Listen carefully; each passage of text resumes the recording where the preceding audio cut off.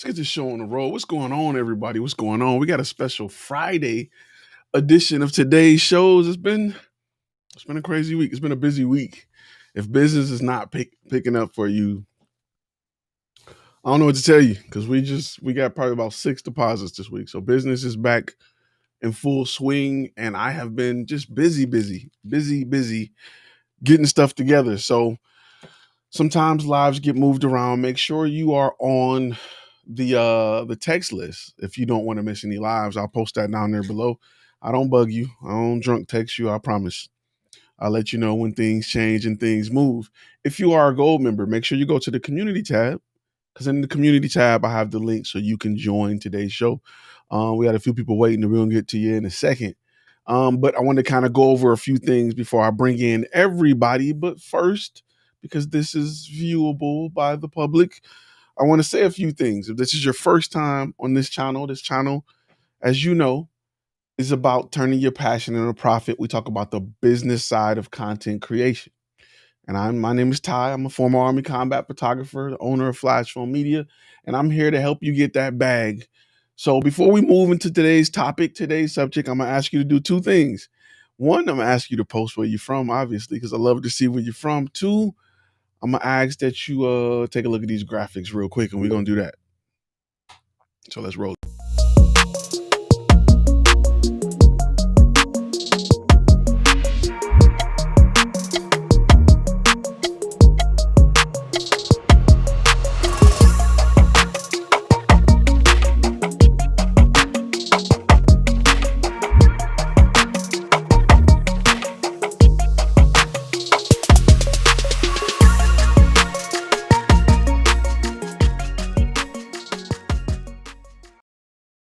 All right, let's get this show on the road real quick. I want to talk about a few things before we bring our guests on. One, I got to make sure I don't flip and lose my headset real quick. I want to talk about a few things. I want to talk about why it's important that you get good at upselling. And there is a part of my sales process in which I do all of my upselling. In fact, there are two parts that I do it in. I want to talk about those parts so that you can implement those into your sales process. We got Michigan, we got Atlanta, we got Tampa. All right, where my international players at? Make sure you chime in.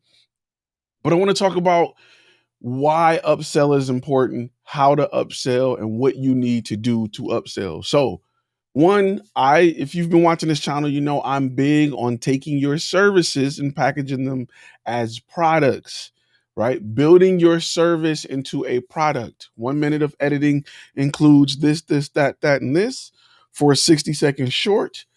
And it comes with everything you need for one price. It's a product. I don't want somebody nickel and diming me saying, well, how much is this? Well, maybe that. We have products for that. We can add captions. We can add thumbnail design. We have products that are in place so they can just click what they want and buy it. And that's a part of the upsell. So again, there's two places I'm usually doing my upsells now that my services are listed as packages, as products. I'm sorry, my services are listed as products, and you can buy a bunch of my products together as a package. Now, what you want to do is upsell those products by either selling them a package that includes some things that they may not have thought of or allowing them to add to that package. The same thing happens to you everywhere you go. That's why when you go to McDonald's, they ask you if you want to upsize, you want to supersize your fries. They ask you if you want to add an apple pie. They ask you if you want to add ice cream. They do things to upsell you. They bring you in the door for just a cheeseburger meal and they upsell you to a Big Mac with a large fry, a large drink, 2 hot apple pies, and everything else, McDonald's land cookies, whatever. And what you're going to learn how to do is to package your services together so that you can offer that. Now, think about it. There are places you go right now. There are places that you go right now and you never buy anything unless you upsell it, you change it, you add pickles, you do whatever you do. It gives you the option to do it. And when I say upsell, I want you to think about taking you from a cheeseburger to a Big Mac. Simply giving you the ability to add more pickles is something that I can make more profit off of.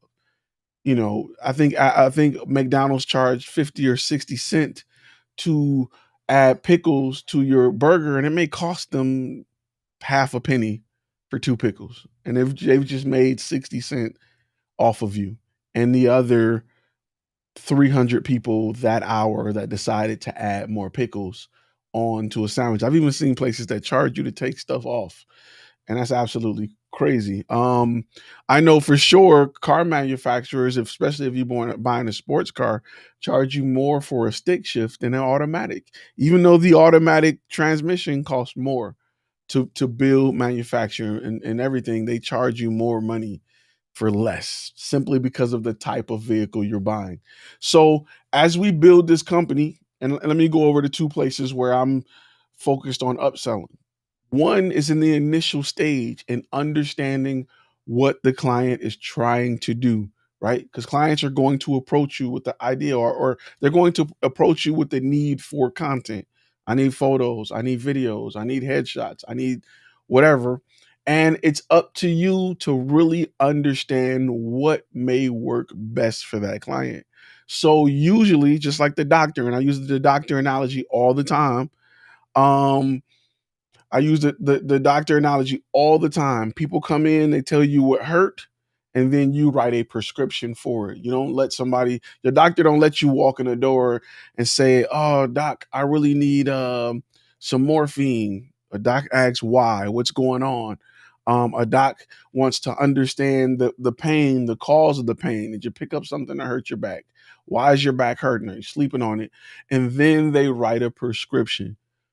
When you understand what their problem is, even though they're coming to you saying, "I need pictures or video," your job is to write a prescription on how to do it. Now, you don't want to overly just load the pot.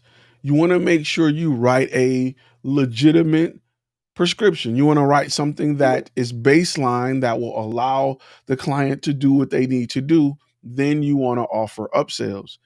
Now, the first stage of me upselling obviously is in the prescription stage.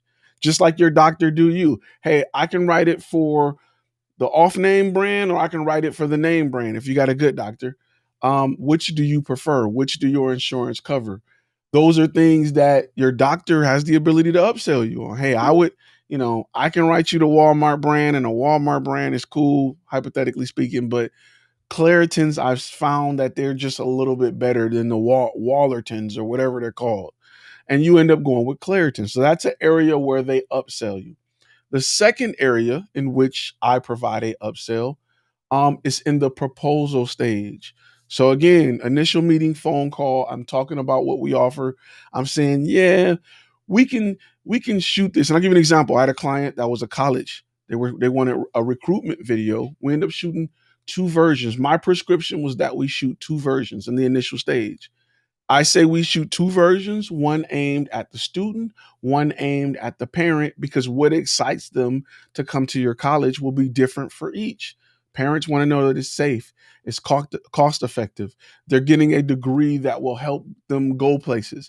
Kids want to know that it's fun. There's a lot of things available. There's a lot of people like themselves here. So my prescription was 2 separate videos to go after 2 different target audiences so that they can meet in the middle and both make the decision to go to your school. Or one can get triggered by it and they'll bring it to the other person's attention, or bring that school to the other person's attention. So we can kind of go after parents or kids themselves. So we created 2. That was my prescription. Now after that, after I've prescribed that and we're writing proposals, it was important for me to submit certain things within that proposal that were upsells. And one of the major things in one of our top upsells is teleprompters. Hey, do you guys need a teleprompter for your script? Now that we got your script out of the way, we know the dean's going to want to talk. Is the dean good on camera? Does he talk a lot? Some of them are like, yeah, I'm good. I do this all day. But guess what? When we go and we go and film and capture the talking head of the science teacher, he's cool in front of people. He may not be cool in front of cameras, and you'd be surprised at how many people aren't. So an upsell for them was the teleprompter. We had even before then on the proposal, the pre stage part or pre-production. has upsells? Are we writing script? Are we scouting locations? Um, what are we bringing for the location? Those are all upsells that you can add to your proposal currently that you're probably doing for free that you can be paid on. Are we bringing in talent? Believe it or not, we brought in talent for shoots on college. With all the kids they got there, they still wanted to bring in talent. They didn't want to go through any legal mumbo jumbo and have a kid that's in a in a video and something they flunked. They didn't want to go through none of that. They wanted to bring in talent. We brought in talent. We brought in hair and makeup. We brought in lunch. Those are things that we can do as well. And we're really, I'm gonna be honest with you, we're just Uber Eats in it. At this back then, and it took a lot of work to get food on time. Now it's just, you're paying for $200 food budget. We're gonna order it and have it delivered. We can even order it beforehand with Uber Eats and set the time and date. So we forget about it and they're showing up with food. So those were upsell items. And then we go to the production part, the teleprompter, um, and things like that. They wanted drone shots. That was an upsell. Slider shots, gimbal shots. That was an upsell. So we did a few different things with the proposal that provided upsells that the client can just check a box for. Then you have editing. Do you want an animated logo or do you just want your logo to appear? Within our current package, your logo will just fade on and fade off. If you want us to do something creative with it, we will. But that's an upsell. Do you want an Instagram version, a TikTok version, a Snapchat version, a Facebook version, a Periscope or whatever, a Twitch version, whatever? You can check that box and we'll edit versions that are designed for those platforms. All of these are upsells with a client that could have walked in the door looking to spend five, $600 to $1,000 if that's your price range. I have had $500 clients turn into $5,000 clients. And if you don't think this worked, go to Apple website right now. Pick the cheapest computer they got and watch. You will want to add RAM. You will want to add hard drive. You'll probably want to upgrade the this graphic card. You'll probably want to add a bag, a different mouse, add Final Cut Pro. Every company that allows you to offer a product does this. And that's what's great about your proposal, your website. Your website should inform them what these upgrades are, and your proposal should make it easy for them to click the button and do it. And you'll notice that in my testimonials that I get from clients, I have them to talk about those upgrades. I have them talk about the fact that we offered a prescription. Hey, we were thinking this, but Ty and the guys over at FlashFilm Media came to us with that, and that was a great idea. We're happy we went that route, and it worked out for us because our video got more of X, Y, and Z. So but the thing is this, if you're not set up to offer upgrades in the form of check boxes on your proposal, if you're not set up to have those upgrades or upsells defined, and you want to make them situational, you want to make them different per whatever niche or whatever product that you're offering, right? For our photography package, our upsells or upgrades are different than our videography package. They don't care about editing. They don't care about certain things. Whereas the photography, we may have an upgrade that allows you to use multiple. They may allow you to use multiple outfits, multiple tops. It may allow you to get all of the images, even if the bad ones, the good ones, all of them. It may allow you to get not the raw files, but JPEGs of everything else. It may allow us to do different lighting scenarios. It may allow us to do a different background colors. You'd be surprised how many companies want a gray background and they want to try something like a blue or a shallow depth of field. They may want to try something different, but to have these packages that are designed around this particular product always helps. I've had clients pay us extra to hold their images, to archive their images on ShootProof an extra year. What does that cost me extra? Nothing. What did I make extra on it? Probably a couple $100. I've had clients ask, can we house the video on our servers, and they embed it onto their website? We got a Vimeo account. We pay for it for the year. What do we charge a client for that? Maybe another $50 a video. What does it cost us? Nothing. Pure profit. So these are things that when presented at the right time to the right client will be decisions that clients will make that will help them or help you upsell that client. And this will take a small ticket item and turn it into a bigger ticket item. And you will notice that even when you bring in clients that don't want to spend a lot, clients who are looking to go on the low end, they will sell themselves up into a package that they feel more comfortable with.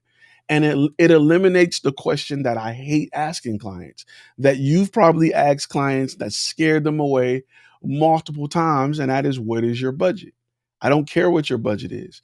This is what our base price is for what you're asking. And we have the ability to upscale that to get it where you want it. Because if I give you something for $5,000 and you have a $8,000 budget, and I give you an option to add on things that will make this product or video or photo better, you're going to add things on up until you get to your budget. We have the mindset sometimes as business owners that people, they don't want to spend what they have set in their mind to spend. But in most cases, they'll exceed that if they're given enough value, right? Everybody who's watching this have had a situation where you spent more than what you walked into a place to spend.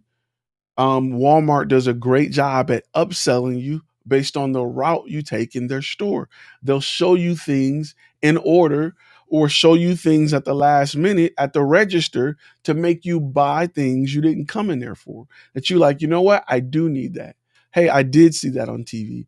We do need a 24 pack of Reese cups. We do want these things. So things are placed in the store physically to upsell you. And what I'm saying is, with your brand and your company, as you build your content creation company, you're going to also place things, maybe not physically in that same path, but within your sales process to have clients upsell themselves. I don't have to call them and say, "Hey, are you thinking about?" Nope. Have you looked at the proposal? Okay, let's go over the proposal. And as we go over the proposal, I will usually talk about the items that are in the upsell. I'm calling it the upsell section, but on the proposal, we call it the add-on section. Extra things that you can add on to it. Like live streaming and multiple additional cameras and things like that. There's just a ton of things you can think about within your niche, within the type of service you offer, that are upsells. All right. So with that being said, I'm gonna let the questions flow in from the gold members, and I'm about to introduce our gold members who are patiently waiting to jump in this chat. I'm gonna give people a few seconds for their. We got waiting on a few cameras to come in, but in the meantime, I'm gonna have people jump on and say what up. We're gonna start from the top and move our way on in. Boom, bang, pow. There we go. What's going on, fellas? What up? What up? Let me ask y'all, how do y'all like this time compared to the Thursday night? I'm just curious. Yes, no, maybe. I'm like brand new, so I really don't have too much of an opinion on this. Okay. What about the other guys, the other regular guys? How y'all feel about different time slots? Thursday night's probably better for me. Thursday night late? Yeah, I would probably say the same. Thursday nights. Yeah, Friday afternoon is a little. For me, usually I have a shoot during Friday. I just happen to have a gap today, especially after yesterday. So yeah, I know I got some people that are international who are usually up at like 2, 3, 4 a.m. to catch the live. So they'll probably appreciate this time slot a little better.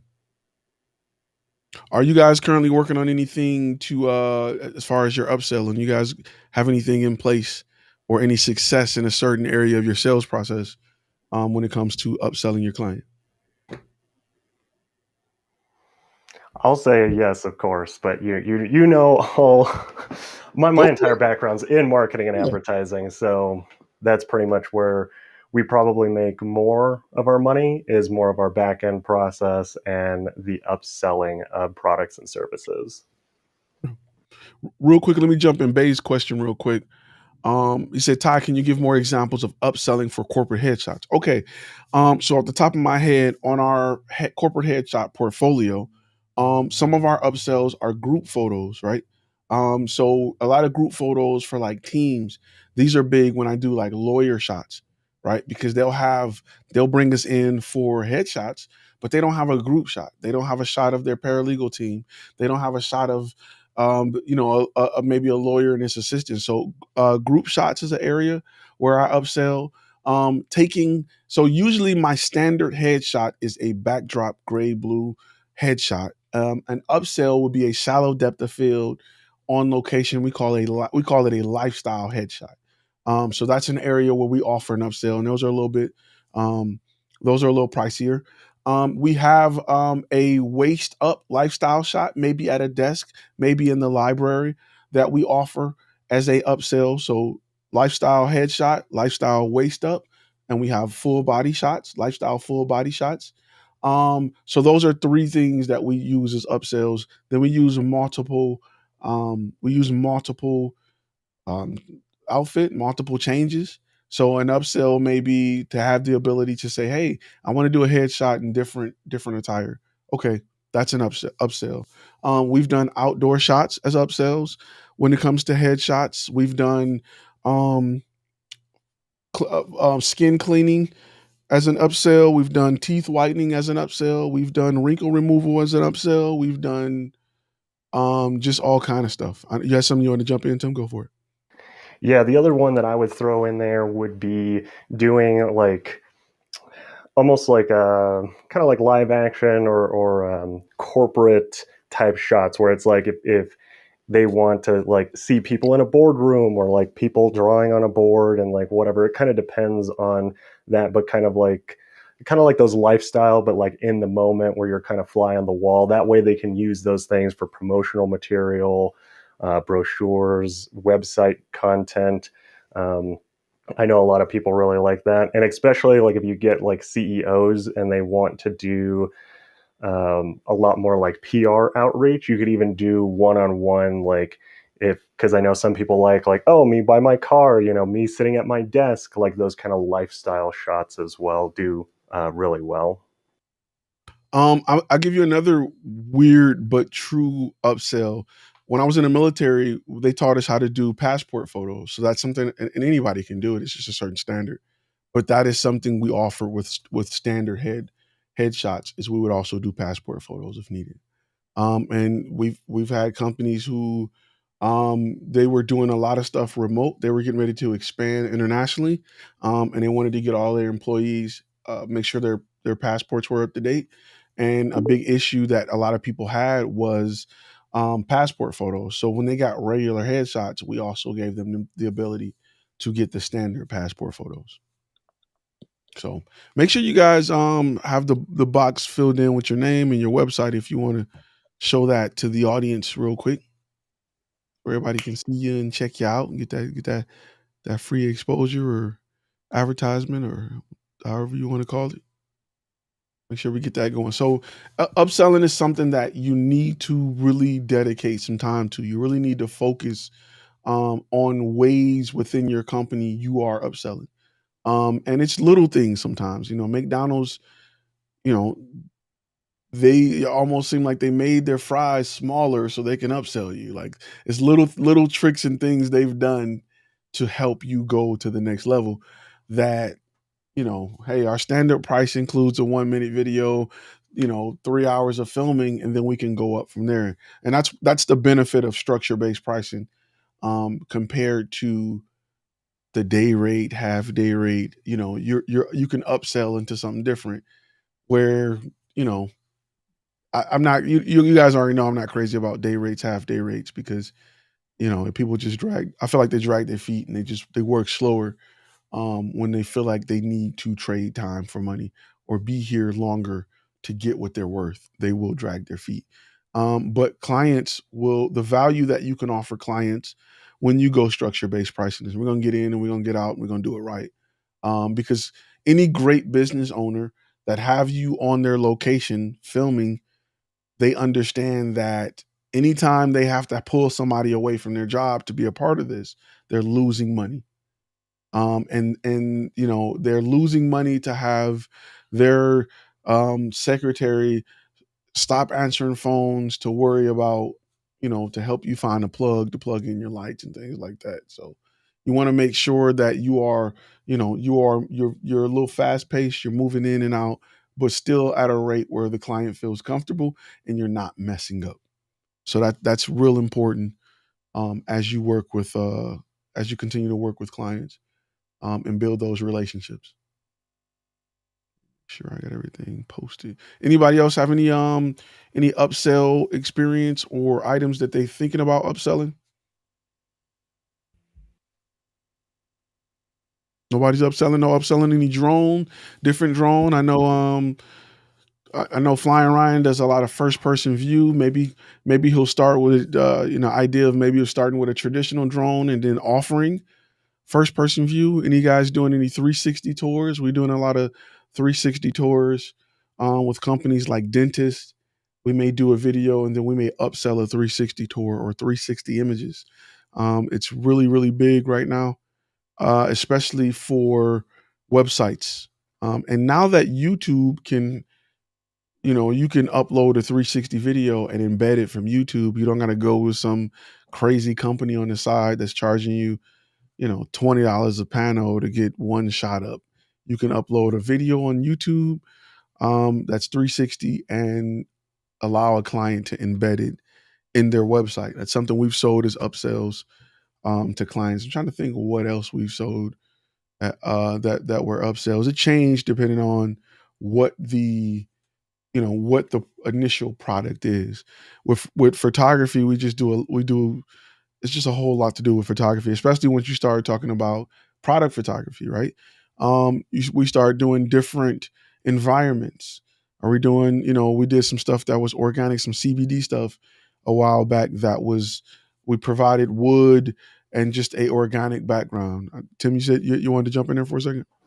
Yeah, I was just going to say one of the things I know that we've kind of done in the past with some videos and that kind of stuff is if we're going to go and shoot an ad or we're going to do any of that stuff, one of the things that we'll upsell them is like, hey, we're already going to be out there. We're already going to have the equipment for just this amount. We can do maybe a few FAQ videos, crank out a few FAQ videos, upsell them on, if it's like, okay, so like you got 5 FAQ videos normally, this is how much they cost, but you can kind of upsell them on there if the price seems right, because you're already there and it doesn't cost you any more. And instead of lugging all your stuff back for another day, that's something that I know has worked for us when we do any of that kind of stuff. Yeah. Also, testimonial videos is a good upsell if you're doing a live event. Testimonials are a huge thing. GMO Production, looking out on the super chat. He says, can you give some examples of upselling restaurants and food trucks? So we've done photography, like food photography before. In fact, we did it for, I think it was a taco chain that runs out of a lot of local gas stations. And we did a lot of photography for them. And one thing we noticed is that their menus were run off screens. So we upsold them on the idea of actual video of those dishes. So steaming and I'll be honest with you, we added the steam with CGI, but just nice shots, nice movement shots, video wise of their dishes. Shots of them working with clients, shots of tortillas being made in the back, shots of fresh food and back of house. Just the excitement of what the people are doing, in the food truck or in the restaurant. A company that we work with that's really big on that is Raising Cane's. Raising Cane's, companies like Raising Cane's or Chick-fil-A, they're excited to show how, the guys who are in the back of the house are so excited they're so excited to get everything done, and they're so excited to be a part of creating your meal. And they're just happy and they want to be a part of it. So we've done a lot in back of house to show clients or to show, those who are buying food up front. But there's tons of ways you can upsell restaurants. There's tons of things you can do. Go for it, Tim. Yeah, one of the other things that I would look at doing is when you're there, if you're primarily doing video like what you were talking about, Ty, is I would see if they're interested in getting really good menu photos and actually just offer them menu redesign work. And even if you're not good at graphic design, you could probably find somebody on Fiverr or any of that stuff. And with the images, you'll just have to kind of price that out and kind of do a little bit of testing. But that's something that you can do that's really, really easy. And I know that sometimes restaurants, they want to have good looking menus, they just don't know how. And most small guys end up just doing it in like Word or I don't know, all kinds of crazy things. So if you can do that, normally that's a really, really easy upsell for them. Because like I said, if you just go and get somebody else to do the design work and you do the really good images with it, then you're pretty much golden there. Also, think about it. If you're not good at graphic design, you don't have to be the guy. You can refer it to someone. Like just like you're saying, you don't have to. You can upsell something you're not good at as long as you have, as we would call in the hood, the connect. As long as you have the connect and you're just reselling it wholesale, that's fine. Companies want to come to you to be a one-stop shop. Big shout out to Parker. He does all our graphics here. He does an excellent job. So if you guys need somebody with graphics, I gotta plug him. He's our guy. I gotta plug him. So that's his website below. He can definitely take care of you on what you need, and especially when you want to upsell thumbnails to a client, when you want to upsell, just something with graphics to a client. You don't have to be the guy doing it. You can find out with Parker what it would cost for something, and then add your profit to it. So, and that's a lot of things you do. We do script writing here. And we don't write it in house. We have writers that we work with. I'm grammatically, I'm just not the best guy at that, and I understand that. So I put people in place to handle that. Plus, again, you want to work on your business and not always in your business, and you have to delegate certain things at certain times in your business. And it may start off where you are the guy doing everything. It may start off, but you don't want it to grow that way. Good question. Good question. Thoughts on is bros work? Thoughts on using cold call emails to gain new clients? Okay. And I know Tim's itching over there, so I know I'm gonna give me a second. I'm gonna get right to you. Me personally, there's always a time and place. But I think if you have a list that you have developed, but that wouldn't necessarily be a cold lead. That would be maybe a warm lead. I don't randomly like emailing people. I've done it before. I personally haven't had the best results. But if you can get a little bit of a warm lead as far as emailing, as far as, hey, these people are within my niche, or hey, these are cards that I received when I was out going business to business, then you may see a little more success than just a super random email. Because I probably get 1,000 of them a day. I probably look at 3, 2, and computers are so good now. It's just going to my junk folder. How do you feel about that, Tim? Tim, how do you feel about the cold emails? Yeah. So this is my take on it. One is I think it depends on what kind of brand you want to be. To me, a company that cold calls and sends cold emails all the time, I don't value that company. That's the big thing. I think that you can see success, and we've tested, like in the past, we've tested really more cold email more than anything else, because one is, I don't know anybody that likes getting random calls from people. Like I never do, and I don't want my brand to have that bad taste in somebody's mouth, where if we had somebody going out cold calling and then I met that person in real life, they're probably going to be like, oh, right, you were that company that called. Mm-hmm. So I think that's the big thing, at least for me. Now with cold email, realistically, it's a huge numbers game. Like out of like 500 cold emails that you might send, you might get 1 or 2 people that may be interested, but that doesn't mean that they're going to convert into sales. And to me, the amount of effort and time, energy, all of that, you'd be way better off actually just going and trying to run some kind of brand awareness campaign to get your brand out there and to let people know you exist. I think your time is way better on that. than really doing the whole cold calling stuff. And I know some people that live and die by it, and that's totally fine. But like I said, for me, I don't want my company to be that way. And I laughed because literally yesterday I got a call from a company that was like, hey, we're calling you because we want to redesign your website and do your marketing and advertising. And I'm like, you do realize that marketing is in the name of our company. And if you took 5 seconds and looked at our website, you would also know that we did web design. Why would I hire you to do our marketing and advertising and design our website? I totally. That's really my thoughts on it. But like I said, it's one of those things. If you want to do it, you can. You also just have to be careful because you can really jack up all of your emails and your call lists. And if you actually call people that are on a do not call list and you're not scrubbing your lists, you can be fined up to $17,000 per infraction.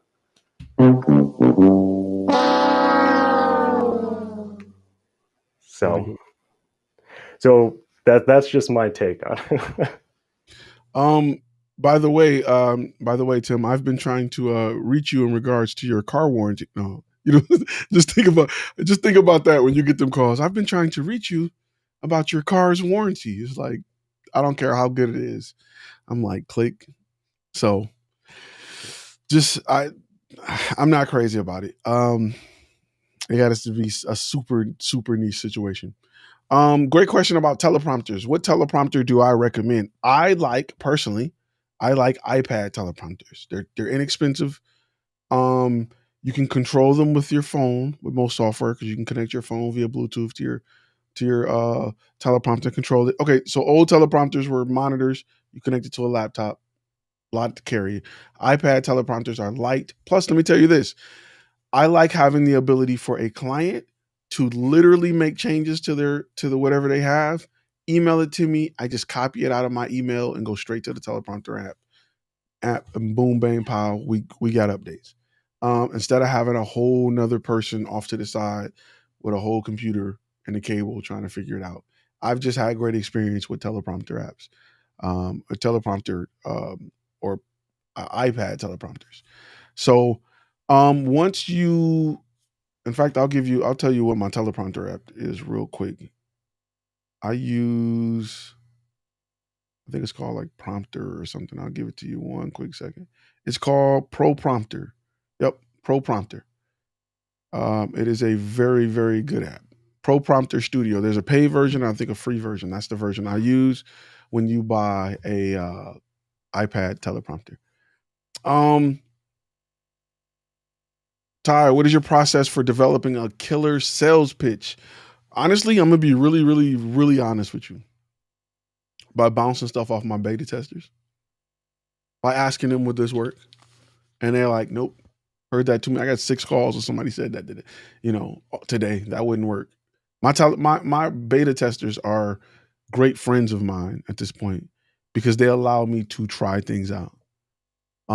Just like, and be honest, if you grew up in the house and you had an older sister and you said, hey, this is girl I like at school, I'm thinking about saying this to her, and she's gonna be like, nah, there's no way I would say that.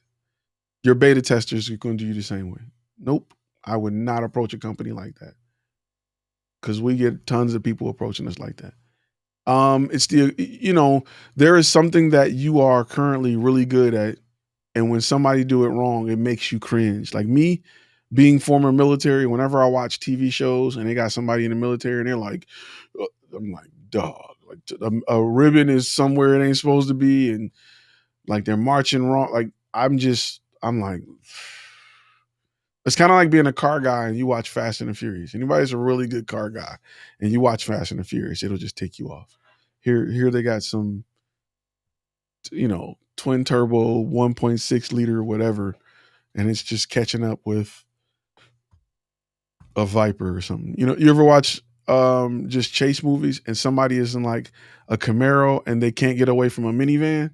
Like the minivan is like bumping the back of the car and they're like, floor it. And they're like, I am. And it's just like, And you're like, bro, he's in a minivan, fam. Like, you can't get away from that car, and he got a minivan.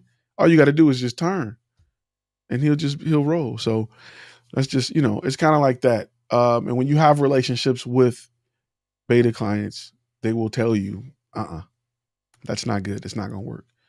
And so I often, they want me to be successful, just like I want them to be successful. And like I said, we have that relationship where they're very honest about different things that I offer, because I practice it with them.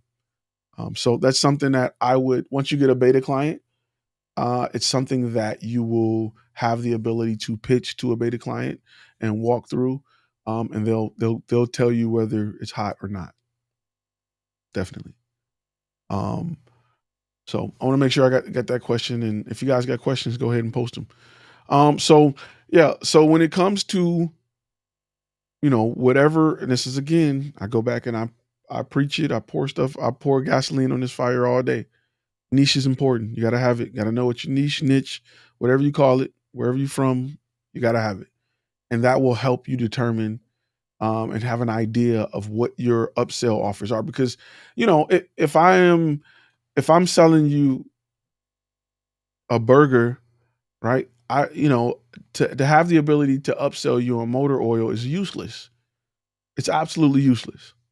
However, if I'm selling you a burger and I can upsell you on ketchup and bacon and extra lettuce and three types of cheese, because they are in line, and this may sound like common sense to a lot of people, I get it, but there is somebody out there trying to upsell dog photos in the middle of a wedding proposal.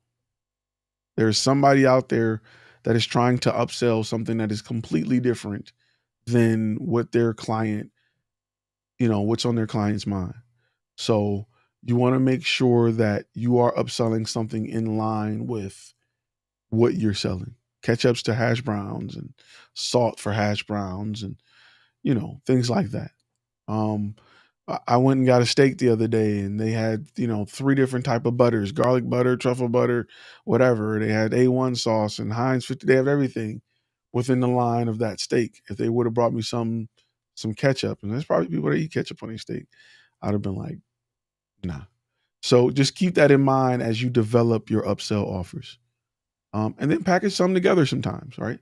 Have a package that, and it's easy to have someone go from spending $1 amount to the next. If, let's say, your silver package is just a burger, but your bronze package is just a burger, but your silver package is a burger and fries.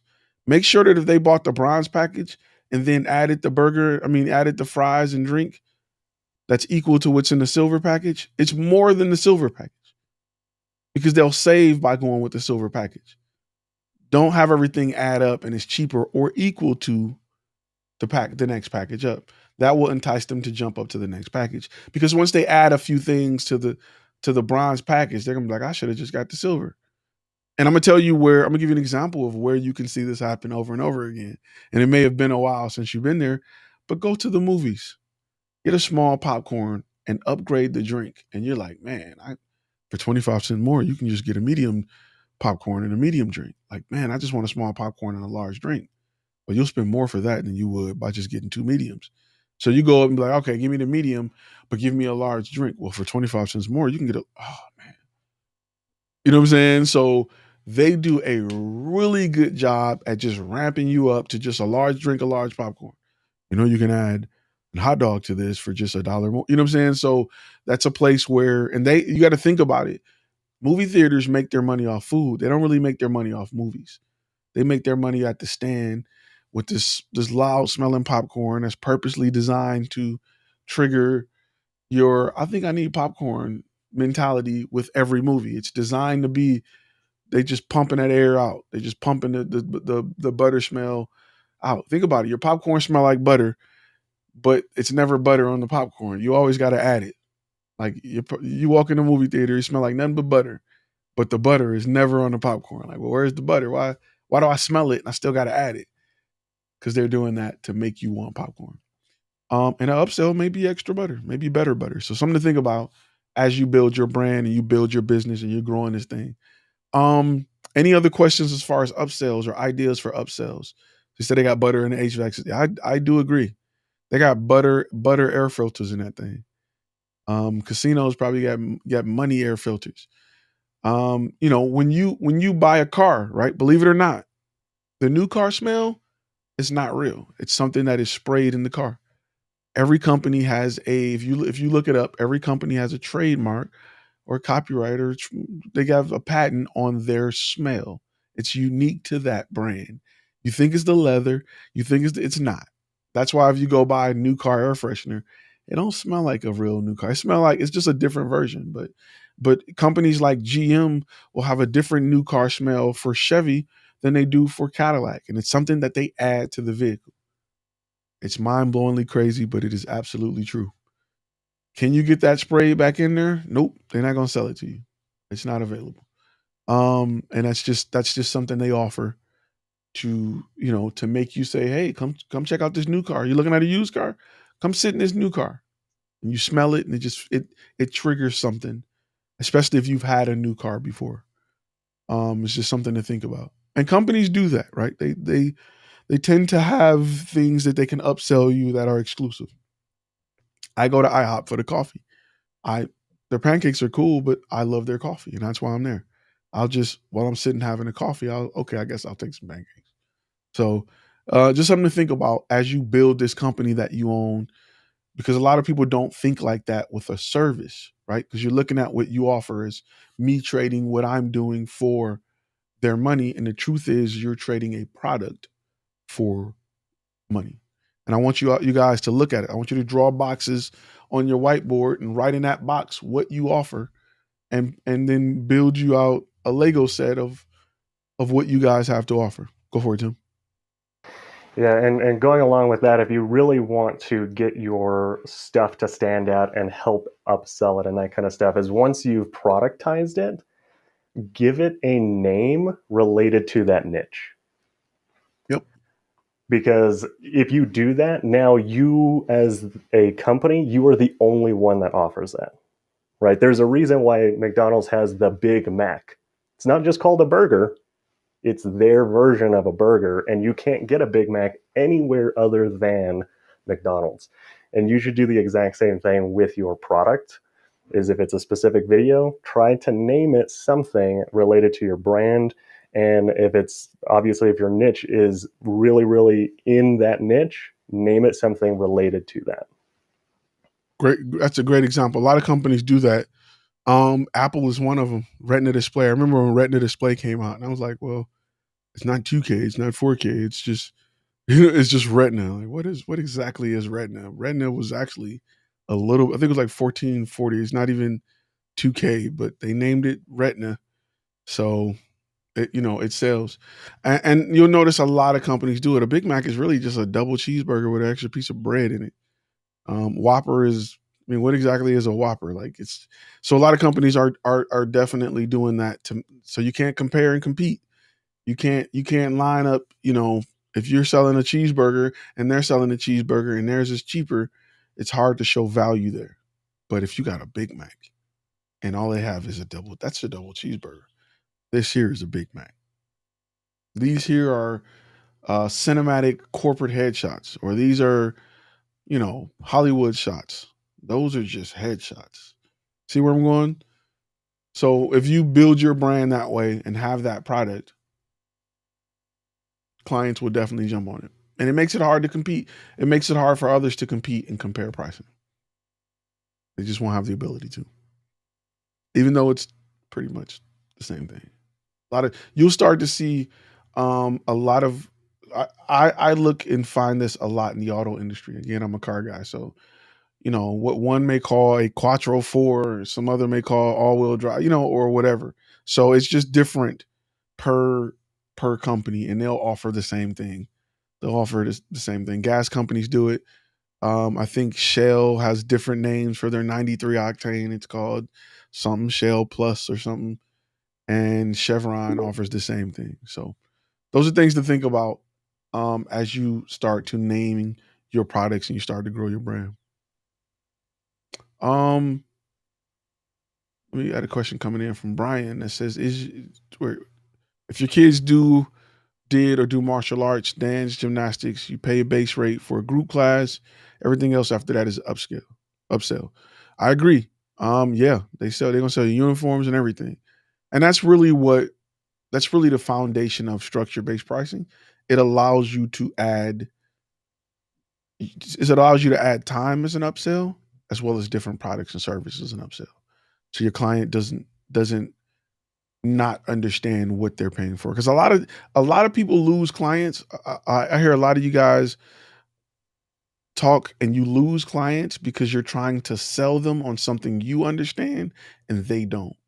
You understand 4K, they don't. You're listing it as a feature and not selling it as a benefit.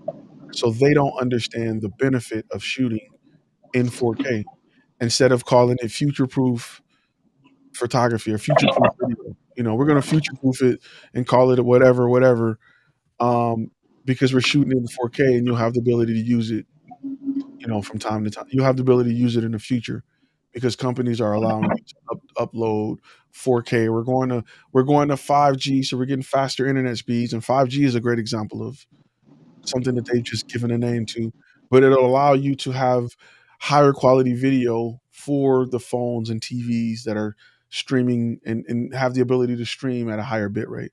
Or to dumb it down, we'll give you better video quality. We're giving you sharper video, sharper images. That's future proof. That's how I would dumb it down. But those are things you got to think about. And if you have a niche and you have a product, I would create at least 5 upsell items per product. At least 5 per product. And you'd be surprised how you'll submit it for one price. And I use proposal for this, so I love it and see it. I see it all the time. I'll send out a proposal that's a couple thousand, and it'll come back, 28.5, or it'll come back 36.5, and I'm like, whoa. And the client just chose what they wanted and just decided to do it.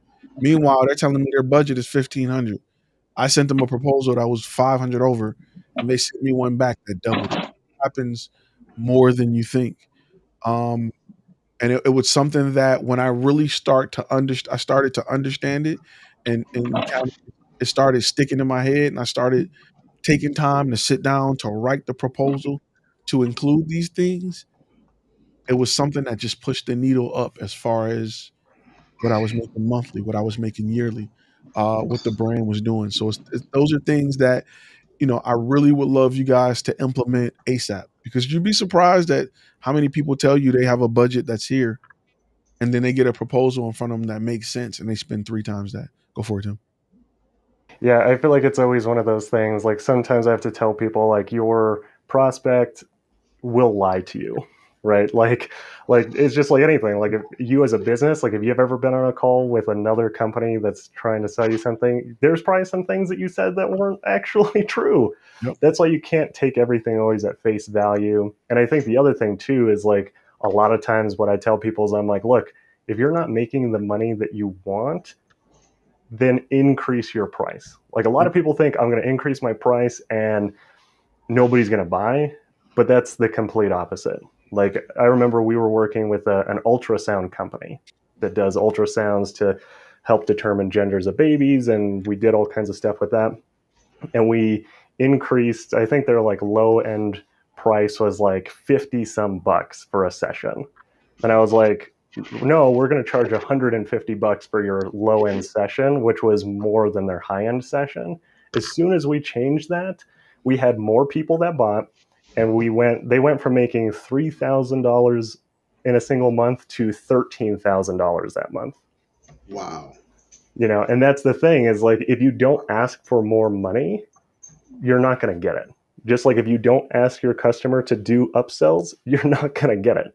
The worst case is they don't take it and they still pay what you initially wanted them to pay. That's the worst case. That's how I look at it. And that's really what I tell a lot of people is I'm like, it's not, it may seem scary, but you never know until you ask. Upsells also save a lot of clients too, right? Upsells and package deals save a lot of clients that they may request something. Let's say they request, I want a video with teleprompter, yada, and I deliver what they wanted with the things checked that they asked for, And instead of them saying no or it's too much, they'll uncheck what they can live without so that we can still do business. And it makes it easier for them to do that than to say no. I'm just going to go somewhere else, because if you just say it's $1,500, I can't afford it. All right, thank you. If you say, and another reason why, I often talk about itemizing things. If you build it like Legos and they can remove a few pieces to get what they want, then it'll prevent them from saying no. That's why, go back to Apple. They offer three levels of things. So if you can't afford the middle one, they always got one below that. Go for it, Tim. Yeah, and that's really where downselling comes in. And downselling, just like upselling, I think is not used hardly at all. I think downselling is always kind of forgotten about. Of course, like I said, we did an entire video, I want to say it came out this week, on downselling and different ways of downselling. But like a perfect example of downselling was Walmart's layaway. Yep. Like they're probably, I don't know if they still even have layaway, but that pretty much was like what exploded Walmart as a company back in, because I think it was early 90s, maybe early 2000s when they introduced layaway. I can't remember exactly, but 80s. It'll go back to 80s. Maybe the 80s, I don't know. I know other companies did it, like Kmart, Sears, a lot of companies, JCPenney's. Mm-hmm. Because like I said, downselling is, I think, just as important as upselling. And like you said, like having those things checked and then letting them decide what they can live without still gets you a sale, right? And that's the big thing is like you said, I think a lot of people go in there and they're like $1,500 and they're like, well, it's too expensive. And then they just leave. And I'm like, you could have still closed that client. You could probably still get them at $1,500. You just have to understand how you downsell in those situations, because we've done it plenty of times. I like the layaway analogy because it makes a lot of sense. I mean, technically, when you go buy a car, you're financing it. You're down, so you can't pay cash for a $40,000 car. The average person can't. So they offer finance. You can offer finance in your company, in your business. There's plenty of companies. In Square Pay, they offer financing for your clients. Something to think about. So if I because I deal with a lot of businesses directly, I don't do a lot of financing. I don't deal with a lot of financing, but Square allows you to have the ability to let your client make payments, and they'll finance it through Square, and Square will just cut you the check for everything, and they'll just pay interest. And I think they were doing like 90 days, same as cash. So certain clients you can do it, and they'll bug the client about the payment, but you'll get your whole payment.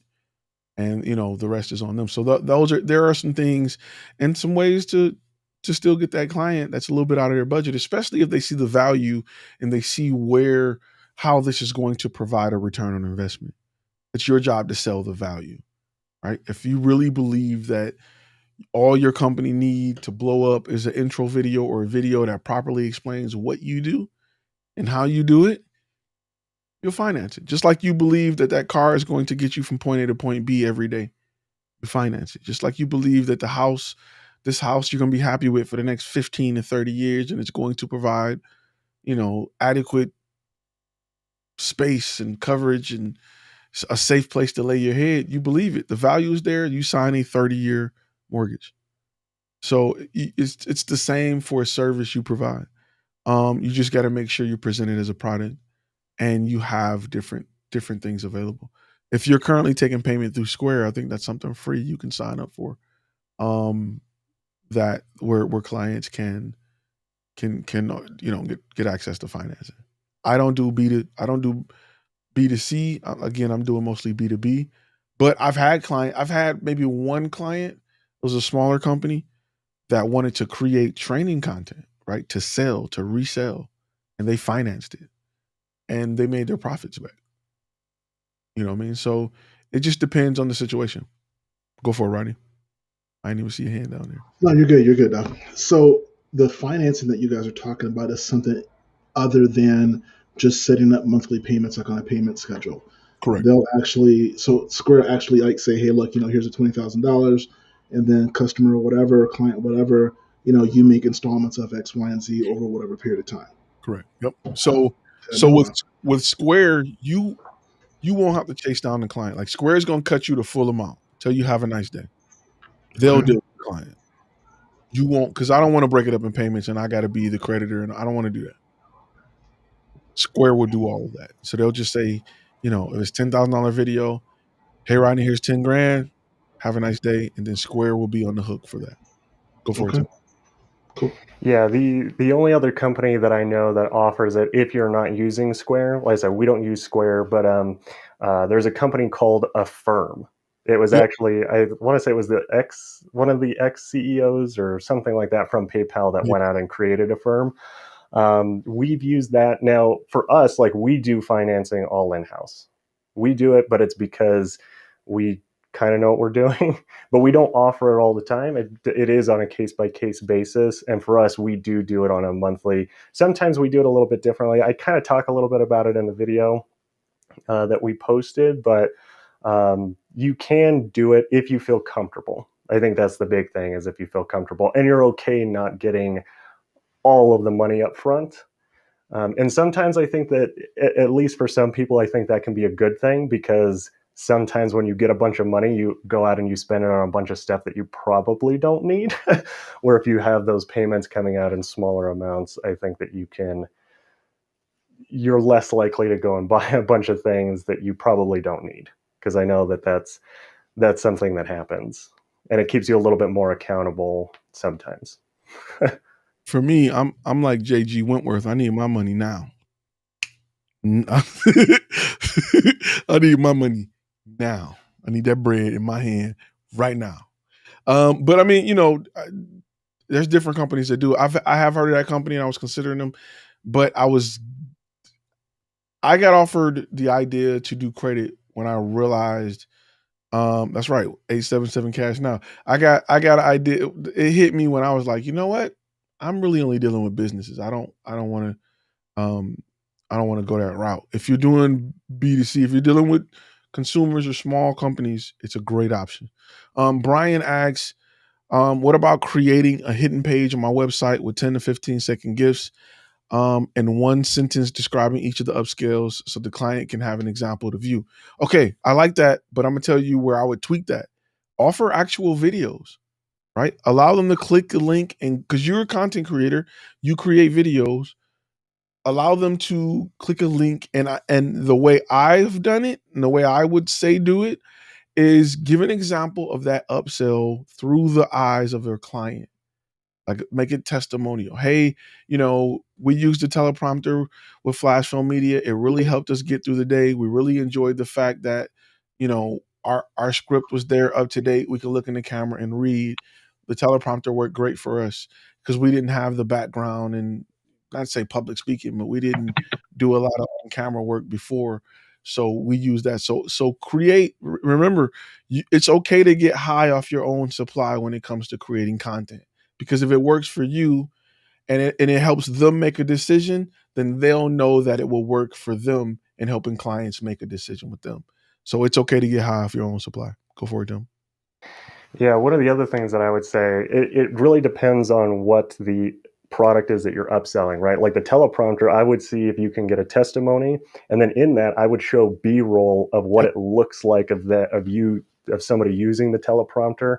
And then the other thing, if you have like content where you could show like, this is what it's like without a teleprompter, this is what it's like with a teleprompter. And even if you just did like a shot, like here's the camera, and it's like, do you want to just stare down this lens, or do you feel comfortable seeing like the text on the camera? Showing those things helps the customer understand. And I think that the same thing is, even if you did something like, let's say it's not teleprompter, let's say it's headshots, right? If you're doing headshots, I would say, here's like what Ty was saying, like cinematic headshot versus other headshot. Yep. And this is like, even if it's a competitor, even if it's whatever, obviously, if you're going to use a competitor, you have to make sure you're representing them properly. But even if you just go and find a not great headshot and you show them like average headshot, my cinematic whatever headshot, and you can compare. Take it yourself. We all see those as seen on TV commercials where somebody is like weirdly are you tired of dropping your food on the tray? And they're like, oh, they're not comparing the trays. They're just like, come on, man, you've seen And, that. you know, yeah, and that comparison like is going to just help solidify even more why they need that headshot and why they need your cinematic version, and they don't need a headshot. They need you, right? That's why it's like Big Mac versus other random burger over here, right? And present it that way. Yeah. You know, and that will really help distinguish that. And to me, the other thing that I like to do is if you can add on anything, like if it's something that's, you know, like this video is designed to do XYZ, show like, here's this video that we did for a client and it got them this result, and have that. Like if it's the thing that they're looking for is views or revenue or whatever, try to get as much information to put on there and just stack as much stuff as you can. Don't have it like super overwhelming and have like an entire page per upsell, but have like really good just bulleted points that's going to help them get clarity on what it is and how it's really different than anything else that's out there or anything else that they've seen. For me, one of the biggest ways we would upsell teleprompters is I would show people footage of people looking at cue cards right off screen compared to people looking right in screen. Because a lot of people think, oh, I can just put it right next to it and I'll read it, and then they're doing this all day, and it doesn't work. So, you know, you want to make sure you have proof of what the upsell is a big thing. Good question that came in. So with the iPad teleprompter, they make teleprompters that lay the iPad down and it shows the text on the screen so that they can see it. It's a whole device. It just uses your iPad instead of a screen. Would it be great to demonstrate things like gimbal sliders, jibs, what the footage will look like with them and without them? Yes. Because clients have no idea what a gimbal is. They have no idea if it's a 3XS, 4XS. They don't know what a jib, slider, they don't know. They have no idea. But when they see the shot, they're like, oh, I had somebody really tell me, oh, it's the Michael Bay shot. What? Nah. Michael Bay shot is the bad boy shots of an explosion and the camera like peering parallax as they're getting up. And it's like, yeah, we can do that, but yeah. And then we got to make it real teal and orange. We got to do that. But that's the Michael Bay shot. But it helps to have an examples. I think you were going to say something else too?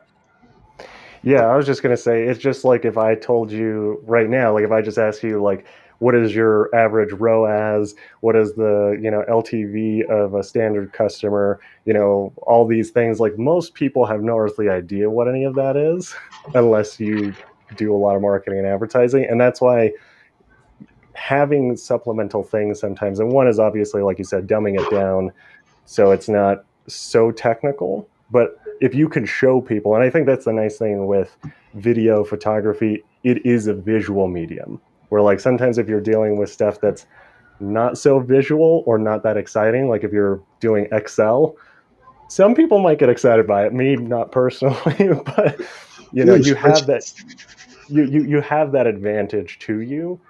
Use it. Like that's just one thing that you have in your tool belt that you can use, is you can really show people exactly what this is.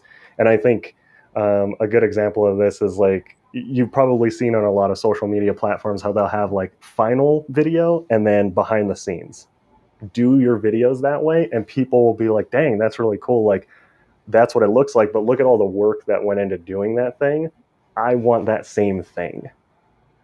Now, that's a really good example because there is a course that we offer that really digs deep in showing behind the scenes stuff and why that is so important. There's a course. It's a few courses. Roddy know what I'm talking about, that really pushes this. Show people what you know, because when people hire you and you're like, it's 3,000, they're like, I really want to pay 3,000 for this guy to stand and hold this camera in front of me. And then you show up with 6 people, a van, a whole gaff truck. You're like, whoa, wait a minute. We need light stands, soft box. And they're like, I didn't expect all of this. You know, because you'd be surprised at how many people you tell them we need a shooting location and they offer their closet. Like, yo, it's enough room. No, it's not.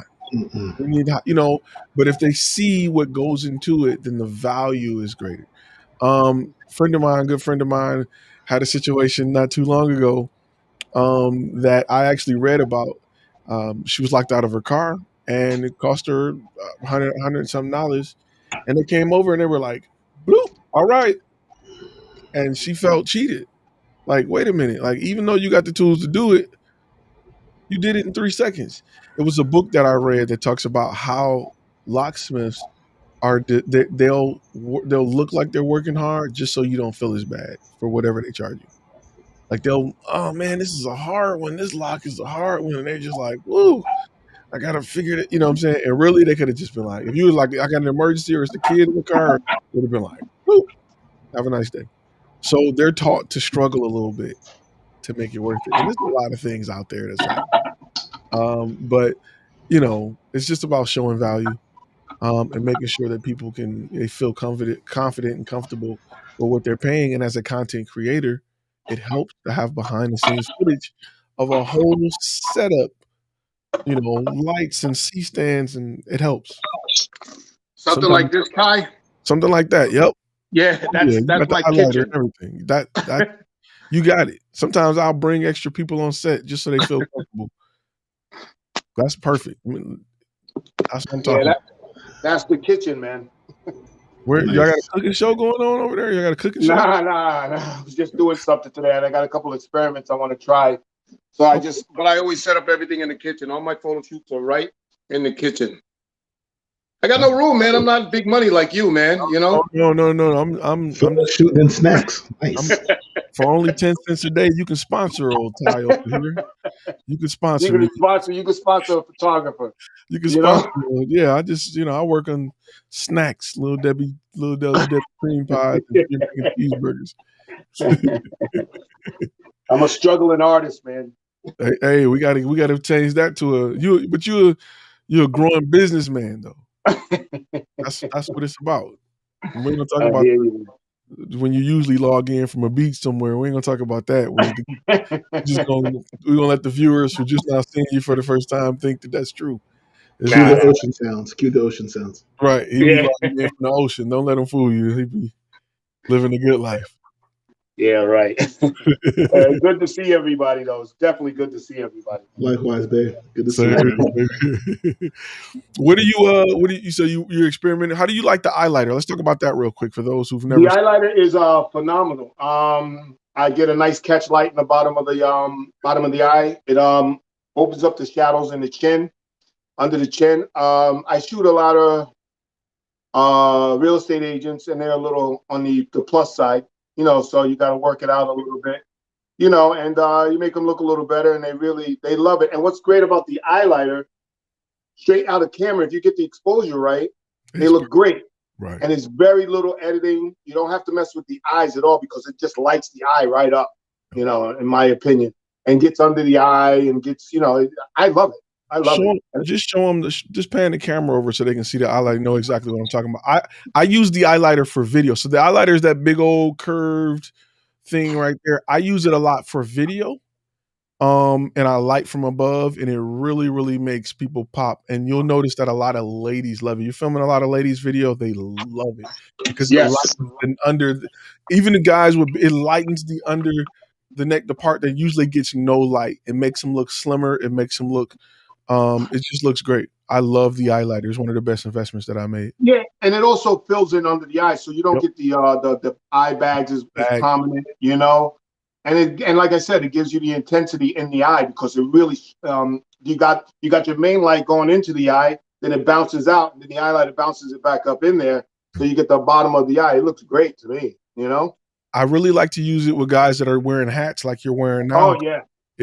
Anytime you're using a hat, I've used it a lot. Some of my earlier YouTube videos, I was using the eyeliner, but I use it for talking heads and everything. Yeah, I'm going to start using it outside because I want to take it outside. Yep. I used it for really like a lot of cinematic lower light shots that were just cinematic, and I would bounce it and match the background. It was nice.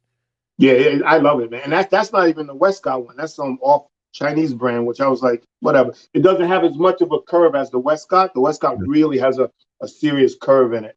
The You one know, at the time I ended up buying the Westcott because it was the only one that was available. right. It was Right. before it was lighter. But yeah, you can catch them on sale a lot.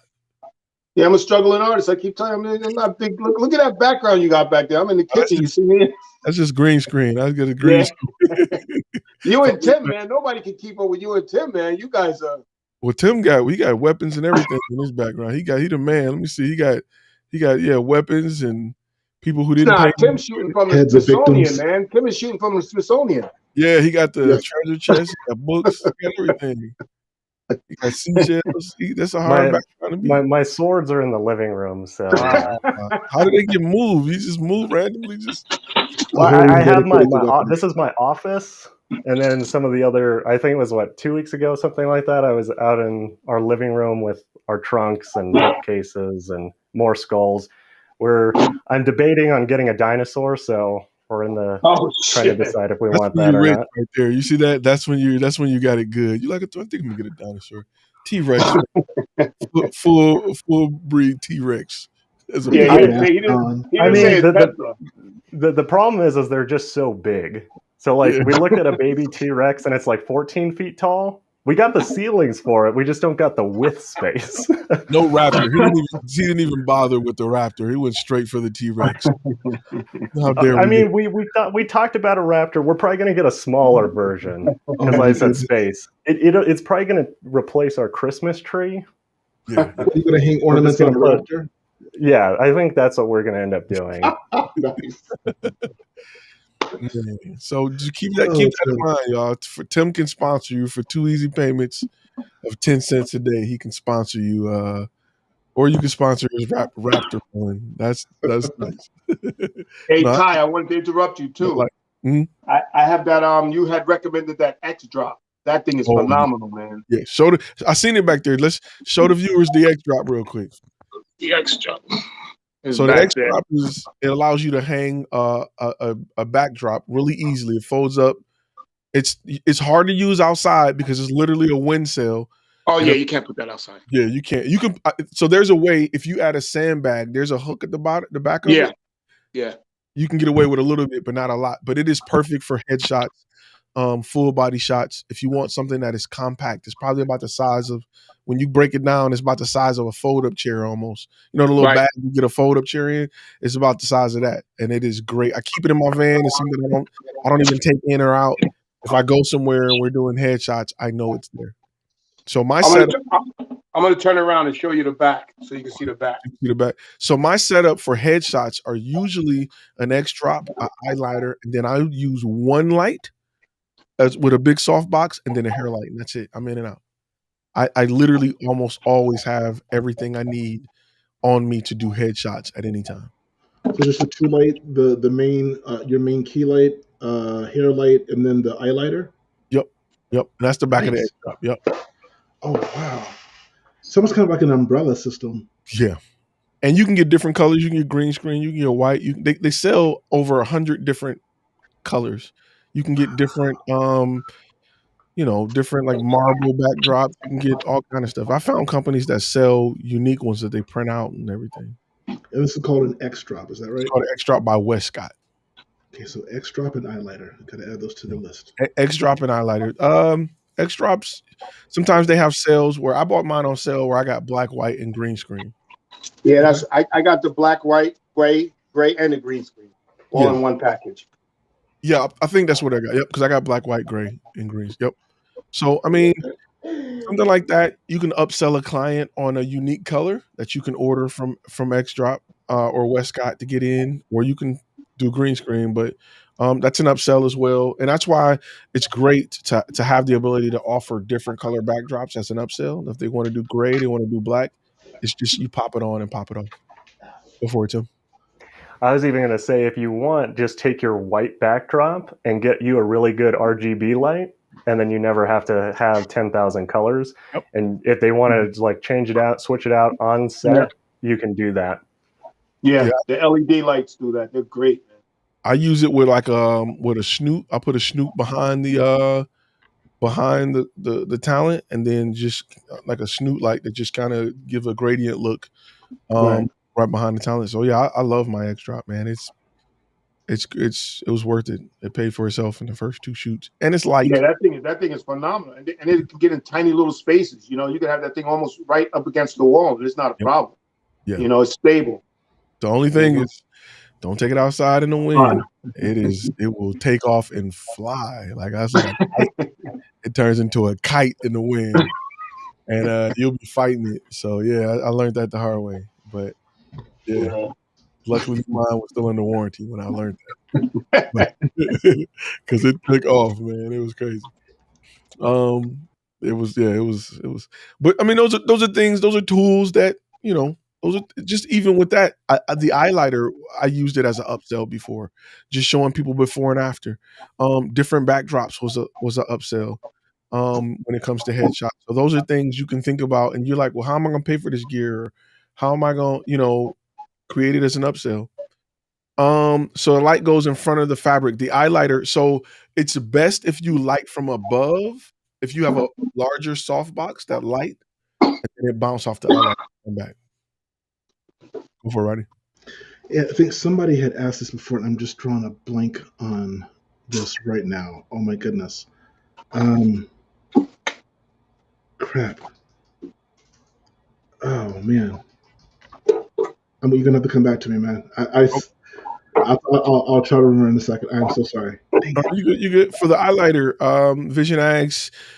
You mostly use the silver or white reflector. I use the silver reflector a lot because it allows me to use smaller lights. If I'm using a bigger softbox, like I got a 48-inch, I think I got a 60. I got a real big softbox. Then I'll use the white with it. But it just depends, how clean of a look you want. I've used my highlighter outdoors on like some cinematic shots with just a shallow depth of field with the 100mm STF Sony lens, and you're talking about some $1,000 headshots. You're talking about some high-end headshots, man. Well, you know what? I go by, Ty. I go by skin tone with the different colors. I don't use the gold tone on light skin. It just comes out terrible. Yeah, you got to have some melanin in you, and you put the gold tone on there. And I use the white reflector on the lighter skin. Yeah. Because you really throw the skin off if you mess up the reflector. That's what I've learned. I totally agree. Did your question come back to you, Rodney? Yeah, I found it. I was looking through notes and through the comments. So I was thinking the same thing. Somebody had actually asked this question. So give credit to I think Javar Garrett. When you're talking about doing some of these upsells, right? Mm-hmm. Regardless what the upsell is, how are you giving the customer the ability? Is it something that's done through Proposalify? Because I don't think, from what I've seen, Honeybook does not give you that option. Correct. And yes, let me clarify that, because that's one of the features when it comes to Proposalify that I really like, is it gives people the ability to put a check mark next to it, and their price changes. So that is a Proposalify only feature at this time. How I would do it through Honeybook is I would have that conversation with the client and then add it to the bill. Okay. Yeah. Thank you. Go for it, Austin. Yeah. Hey, Rodney. I don't know if you've looked at Honeybook recently, but there's this cool new feature they added called the brochure. Oh, yeah. Okay. You can actually you can design the whole brochure like you would in Proposalify, and you can add add-ons and sections and testimonials and about us. You can add literally whatever you want, design it how you want. Okay. And when you send it to someone, they can click check boxes now, so they can add on. And at the bottom, once they send it back, it'll tell you what you checked. So you can basically use the brochure feature as a proposal, and I do it all the time. It's awesome. Literally, like, it meshed the Proposalify with Honeybook. So sweet. We will test that on ourselves like this week. That is awesome, man. Thank you so much. Yeah, no problem, man. Appreciate it. I looked at the brochure feature, but didn't have time to go into it. That may be what I may have to. That may be the baby you were talking about, man. Yeah, I told you they came together. It would be, it would be one less bill per month. So, and I've literally had conversations with the Proposalify people and literally told him like, look, this is what needs to happen. But I haven't spoke with I haven't had that relationship with Honeybook, but yeah, if Honeybook's doing it, It's perfect. pretty awesome. The one thing that I wish, and I'm sure they're gonna get around to it really, really soon, is I don't think you can add video yet. You can add all the photos you want and links, but I don't think you can directly, drop on a video. But knowing Honeybook and how fast they're, updating and coming out with new features, I would imagine they're probably working on it right now. I'm gonna tell you what I really love about Honeybook is the ability to like grab a second shooter. Right. I like going on their community and say, hey, I need a second shooter for this. And I was able to just find a lot of people. One thing you might want to consider too, just to give a heads up here, to kind of give back, since Austin was like so nice and generous with that info. I typically, like for our proposals, we use Adobe Spark. And that will allow you, and because I think, Tim, you and I had this discussion recently when we were talking, I think last week, whether or not you can implement, because when we've done our proposals, we never included video. It's always just been like, just still pics. But there is an option that you can actually put in a video, and I think it can be like a link to YouTube or whatever the case is. So when and Tim, dude, just like drop some sweet knowledge on this. Like one of the things you were talking about, Ty, that you're bringing up, like say for instance, hey, look, how does a teleprompter work, or how will a teleprompter, benefit me, and blah blah blah blah blah. If that's something that might be integral in that proposal, you can just boom, drop that. But I think the way Tim was putting it is like, hey, look, if you want to use like something as an example, to say, hey, we've done this style of video for another client, the one that you're asking us to do for you, we've done a brand message video or a testimonial. Here's what this looks like for customers A, B, and C that we've worked with in the past. And boom, you can just drop that right there in that proposal that you're giving them. And it was like, I looked at that, I was like, dude, that is like such a game changer on this. Such a game changer. So looking at, if you don't already have the Creative Cloud Suite or Adobe subscription, it's Adobe Spark is so easy to use if you want to use that as an alternative for like putting together proposals and stuff. Stingray asked a question. He said, off topic. But what does everyone use? And I got you right here, so I guess I can just go back and read it. What does everyone use to do their research on their ideal target audience? For instance, where do you find information as to where they frequently go, websites they visit, etc.? I like to sit outside their house at night, and take my van and I just park on the corner and I just take my 7200 and I just film. And what I do. I'm out, man. I'm getting my gear and heading out. Where's my I got a graphic that support that. Boom. Okay, so yeah, we typically don't do that. There's a lot of places. Once you got to really, really nail down who your target audience is. I didn't want to post that, but once you got to nail down who your target audience is, and kind of get a feel for who you got to be as specific as possible. Like I've learned that the average dentist age, and I Googled, working with dentists, what is the average dentist age? It's like 67, right? Then I started looking at magazines that dentists, where are they getting their news from? A lot of my beta clients will tell me, hey, it was a magazine, I forgot the name of it, Dental something that they all subscribe to. And throughout that magazine, I just learned a lot about my target audience, like, what type of cars they prefer, or, what do they prefer to eat? From there, you will kind of get a better understanding. But with beta clients, I just ask them straight up, like, what do you do on Saturdays when you're not here? Why are you only open 3 days a week? Or what made you consider adding more dentists to this practice compared to not doing it? So those are things that I'm literally asking. And then that's why it's important to have 3 different beta clients that aren't too similar. I usually do high end, middle, and then, a little lower, and then kind of compile my information. Tim, you were going to say something about your stalking ability online? Yeah. So very, very similar.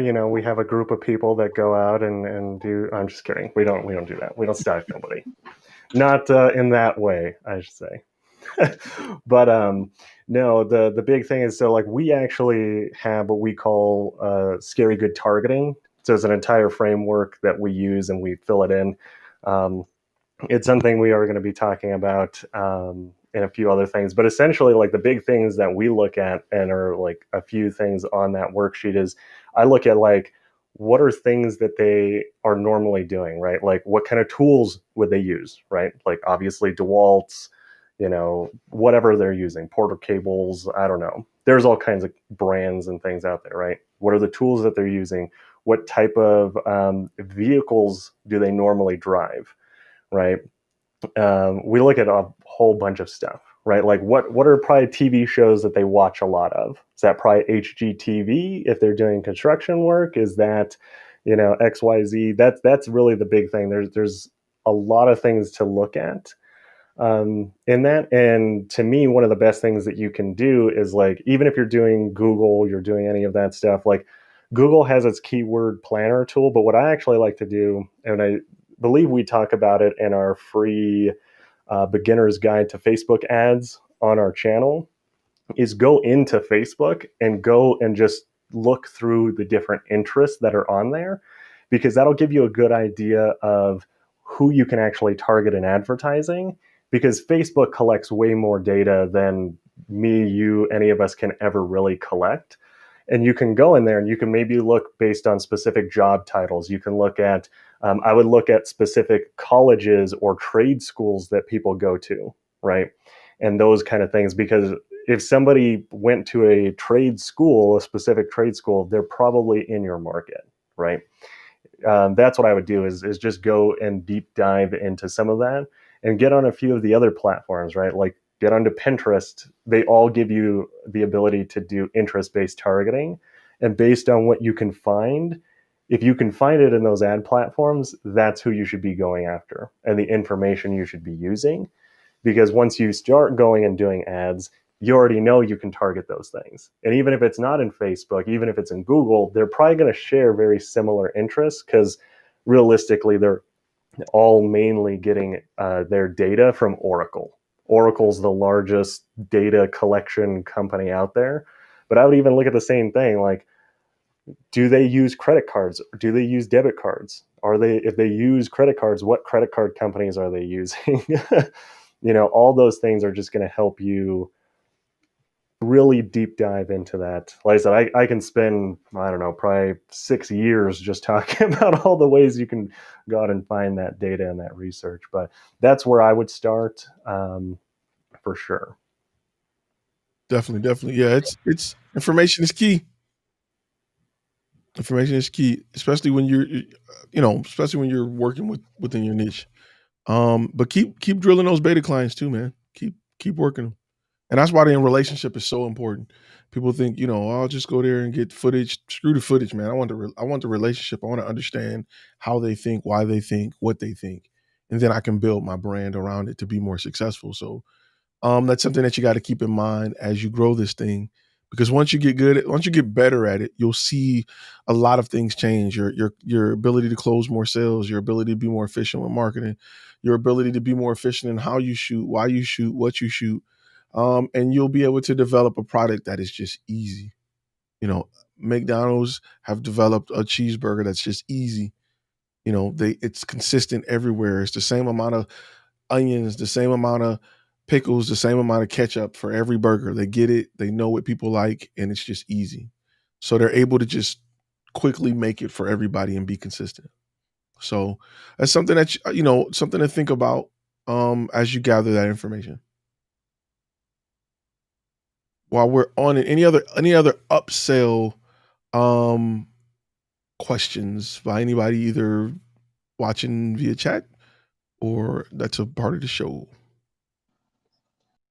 Hey, Ty.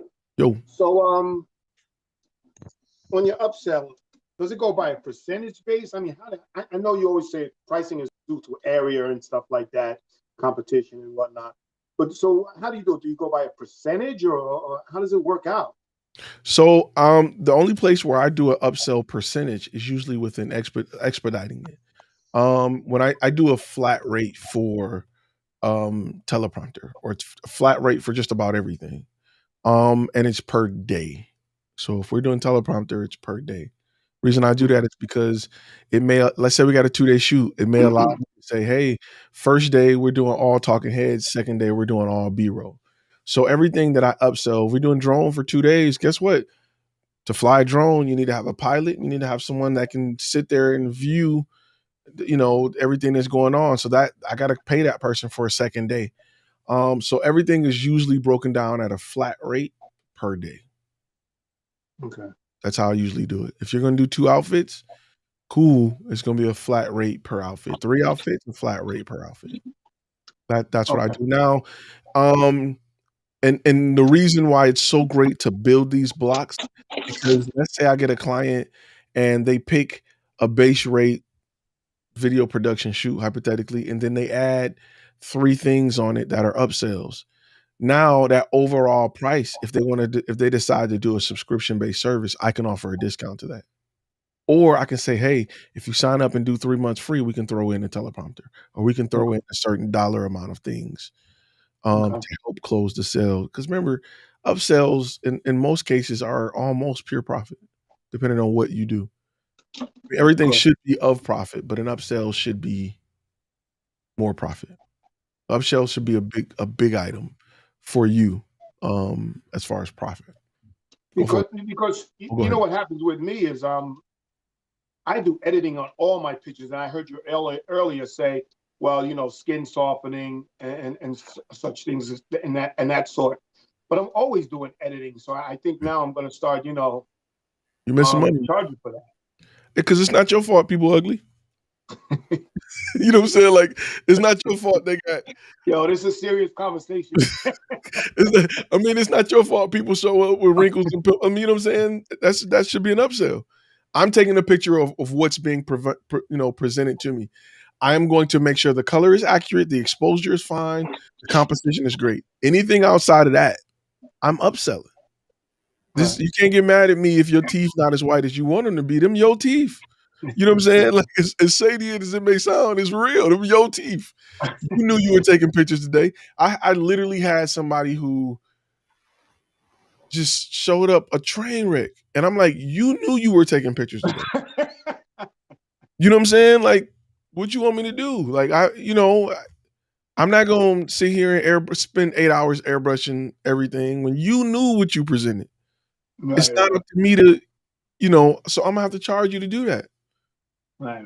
You know what I'm saying? It's so crazy now. I mean, like you hit me up to Portrait Pro and all that stuff. I'm going to tell you guys another one that's phenomenal.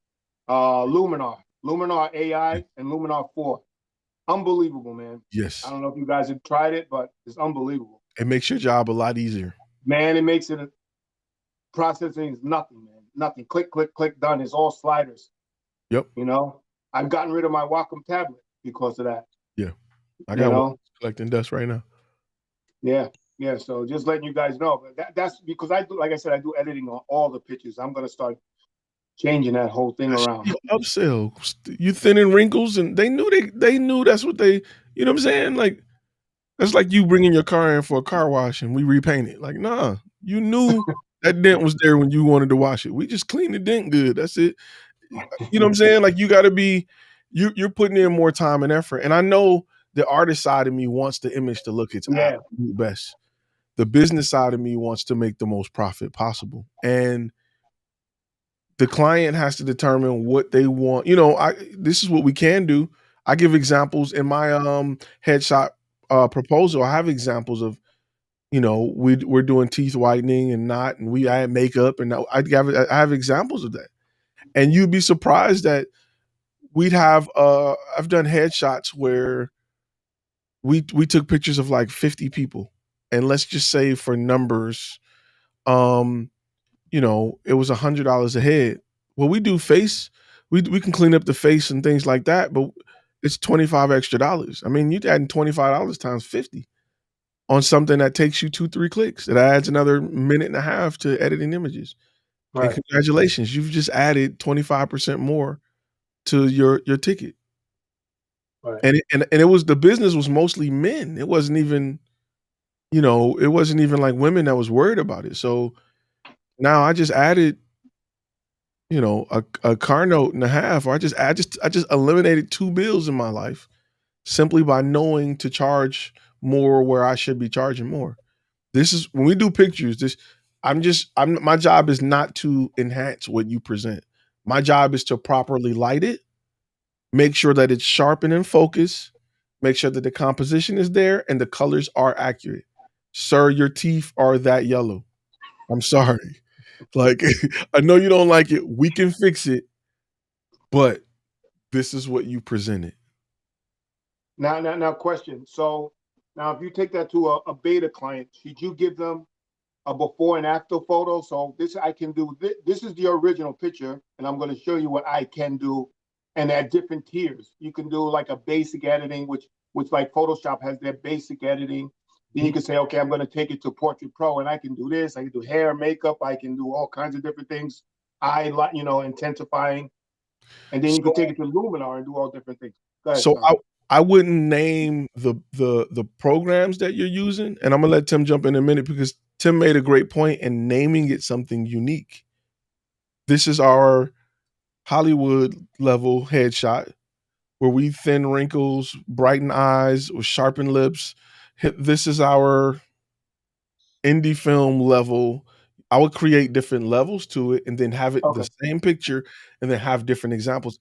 And back at the house, I know that the top picture we use Luminar, Portrait Pro, and the bottom picture we just, you know what I'm saying? They don't care about how you get there.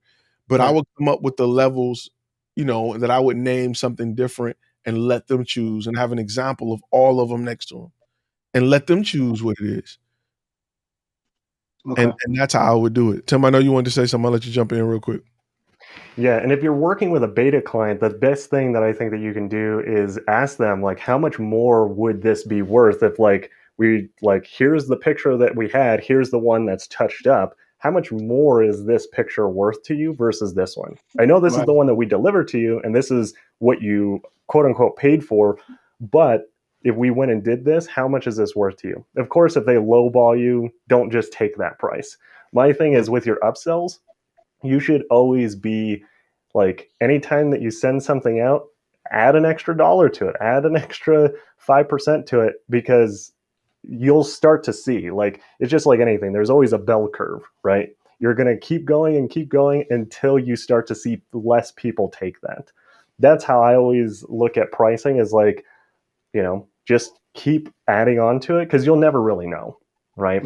And that's why, like with a teleprompter, if you're thinking about teleprompters, charge exactly what it cost you to buy a teleprompter. And if somebody buys it and checks the box and you don't have it, now you can go and Amazon one day ship it to yourself because they just paid for it. And now everybody that goes after, it's pure profit. And then you can up it from there if you need to.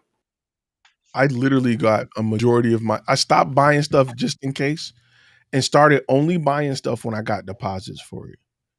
That's how I started buying all my gear. And then you got to think about it like this, depending on what your niche is, right? If you're doing headshots for somebody in the healthcare, they may spend a whole lot more money to look healthier than the lead mechanic at Midas for his headshot. He probably don't care. He's like, I don't, so. But a doctor, upsell him a little bit oilier face, right? or some more grime on his face. He may want to upsell him that. That's what I would upsell it. But somebody in healthcare may want to spend more to have their teeth brighter, to have their skin better, to have their teeth whitening for sure. Just like you said, teeth whitening I sell it all, and I just break it down into prices. It's something that you definitely want to start upselling, because like I said, the artist in you will want it to be its best, but they're not paying for that. I mean, that's like if you work for Apple, you want everybody to have a super MacBook Pro with 26 cores and 2 terabyte hard. Yeah, but the truth is, if they're not paying for it, I'm not giving it to you. Bro, that's my problem, and my wife gets on me on that all the time. Yeah. Like, I want to deliver my A game every time I work with a client, because I want them to know that we deliver excellence, bottom line. And for me to say, no, I'm not going to do this part, I'm not going to go a little above and beyond, I'm not going to go extra, it's hard for me to process that. She's like, look, Ronnie, that's not what they paid for. They didn't pay for that. I agree with you, Ronnie. I agree with you 100%. It's tough. Think about it like this. Yeah. So how do you guys deal with that? McDonald's provide excellence on their dollar menu, don't they?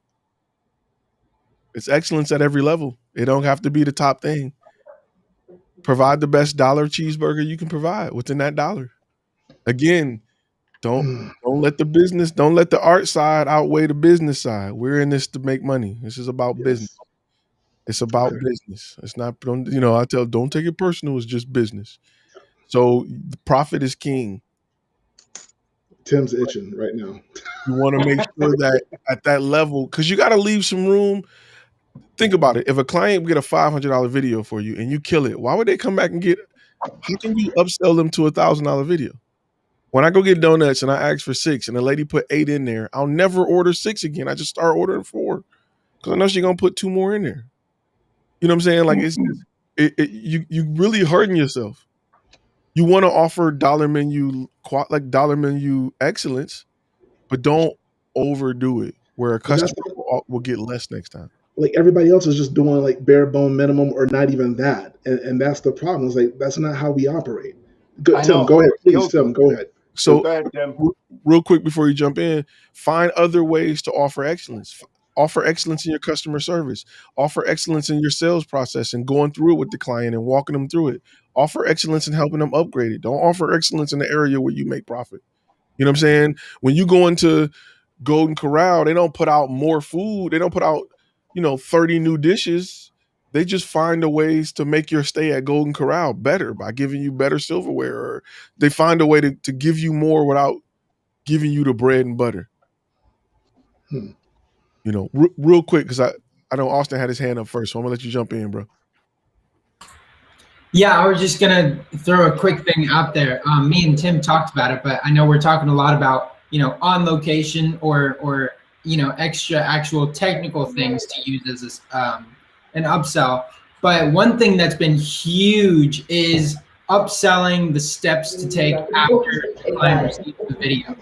So I created a couple of videos that walk them through a short little, hey, we got your video done. That's great, but we don't want to leave you just a link. If you follow this walkthrough, this is how you set up a YouTube channel. Because a lot of the clients I work with need video, but they don't really have the crazy website set up yet. They don't have a lot of the things set up to maximize the opportunity with that video. So I've created a thing where they can pay an extra fee and then get access. It's not like a course, honestly, but then they can get access to, how to put it on your Squarespace website, how to activate a YouTube channel and put it on there, how to do this, how to do that. But it's such an easy thing because you do it once. We all have our little studios and our camera setups that we like to play with anyway. Get your setting right, record a video on how to do it, and you can use that as a product to sell. I mean, it's literally what Ty uses and Tim uses, and it's just another way of thinking about it of, once they get their video, then they have something they can look back on and help them out past that point, if that makes sense. It makes a lot of sense. Go for it, Tim. Yeah, it's really what Austin's saying is what we call pinch products is what we call them. But the big thing with what you were talking about there, Rodney, is my thing is the only time that I will go maybe above and beyond to fix something or do whatever is if I messed up on something on shoot day. Yep. If we mess something up and I'm like, dang, maybe that thing back there wasn't that great. Maybe we need to crop it out and replace it with something else or change this, or maybe, that's the only time that I do that. But I think the big key thing is setting the right expectation with the client and letting them know, hey, a $500 video looks like this. This is what you get, because a lot of the times, and I know Ty's talked about this, is when you go in there and you're like, what's your budget? Oh, it's $3,000. You just come up with whatever that is, and you don't have it as a product. Because once you productize, you know exactly what a $500 video is versus a $1,000 video. And you have to set those expectations. And that's why bringing the stuff to the client and being like, this is what a $500 video looks like. This is what a $1,000 video looks like. And they know those expectations, right? It's like, when you go to McDonald's and you buy $1 cheeseburger, what the expectations are. They show you a picture of it versus a Big Mac. What those expectations are. You're not, paying a Big Mac price and getting a $1 cheeseburger. And you're not paying a $1 cheeseburger price and getting a Big Mac.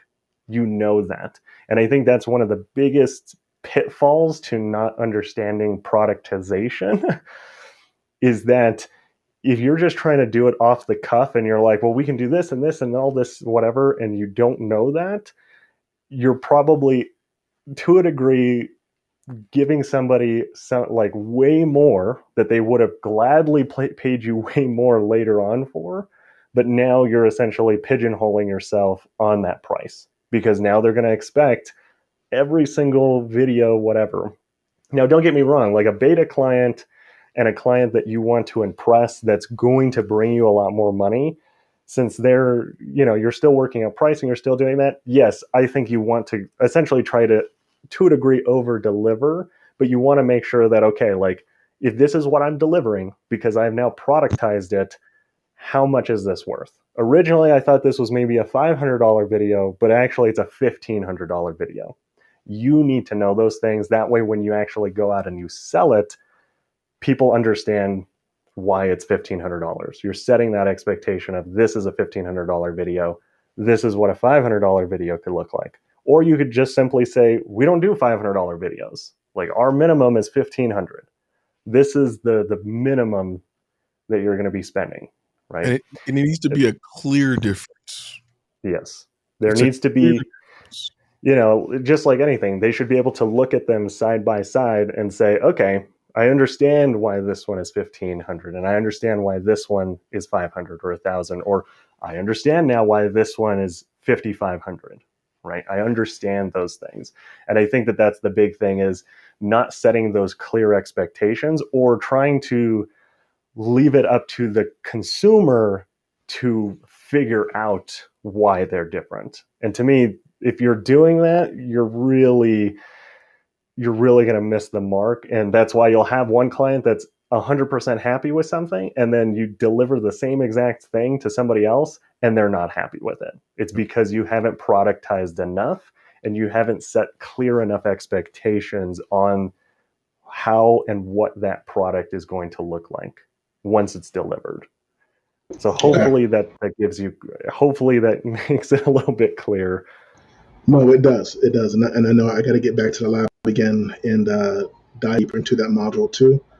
And Ty, you can go in the back office and check and see how far I've gotten on that if you want to. So I'm about to look and see. I mean, those are things that we as artists want to satisfy our client.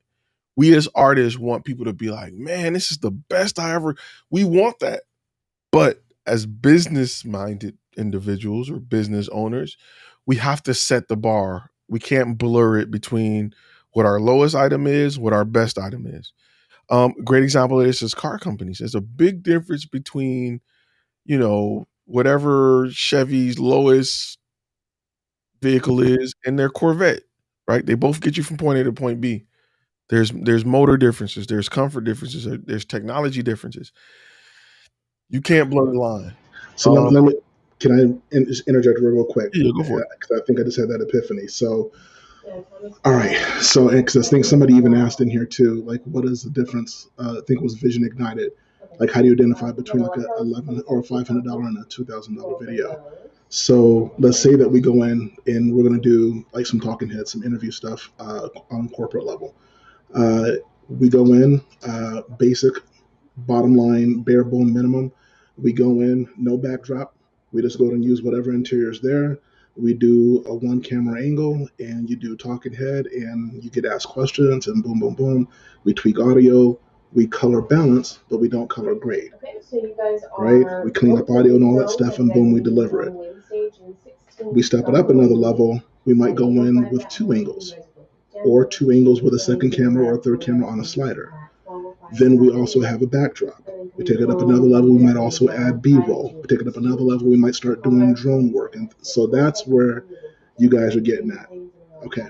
See, I'm trying to bring the whole kit and caboodle. It's like, look, boom, we're gonna bring it like. So yes, you can I will take a look at it on the super chat, by the way, before I move forward. But it can be a difference in lighting, right? You could sell a difference in just pure lighting. This is cinematic lighting. This is news anchor. Here go a big square panel in your face light. And this is a cinematic lighting.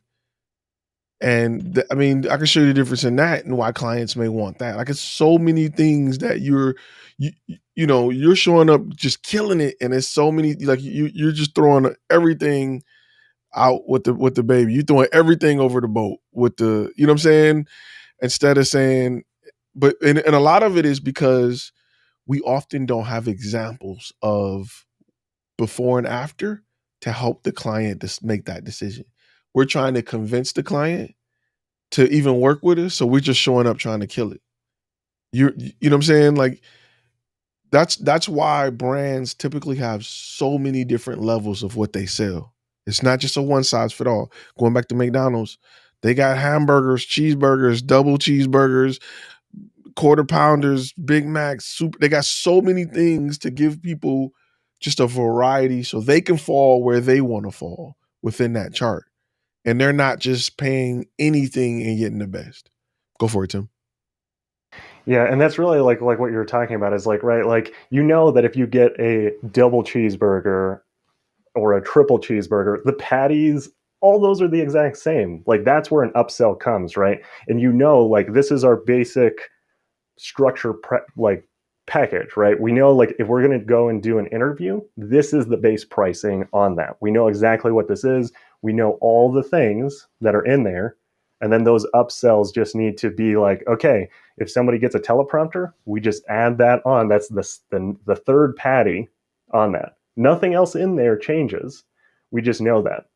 And then the same thing, like, a quarter pounder patty is a little bit different, right? Maybe that's a little bit more cinematic. We know it's a little bit different, but if you get a double, we just add on that second one and we know exactly what we need. And that's where a lot of your SOPs, your standard operating procedures, come in. Because when you decide to start scaling your business and you want to hire on maybe an entire other person to go out and shoot, and you can't be there, right? You are going to have to get comfortable letting go. Yep. But when that comes, if you have that set up, right, you should be able to hand them a document and they should be able to look through it, have examples of exactly what that's going to look like, and they should be able to go out and deliver that exact same thing. That's where you start getting a lot more scale. But the thing is, if you never spend the time to think like, okay, when I go on set, what are the lights that I use? What was the camera angle? What were those exact questions, right? Like, because that's the thing, is like, you don't want to just go and ask any old random question. You want to work with your client and try to come up with predetermined questions, because some of them have no earthly idea, but you want to be able to deliver the exact same thing every single time as best as you can.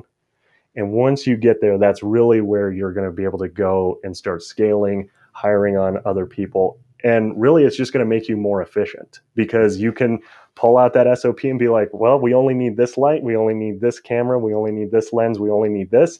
I only am taking the bare minimum equipment I need to deliver on that product. I may take a few extra things just in the event that something happens, camera dies, light dies, C-stand flies out the back of the truck. I don't know, right? You have those extra things, but you're not taking a whole gob of stuff.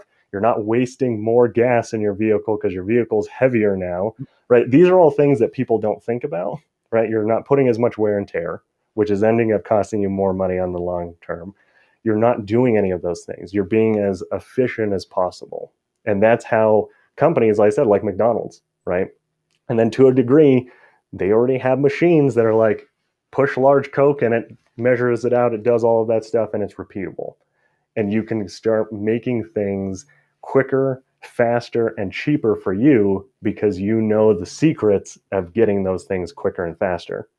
But you're not going to get there if you just show up and you're like, well, we're shooting a talking head. I don't know. Here's like 10 questions I printed out I looked up on Google on the way there that are completely different than the last client we did. That's not going to help you in the long term.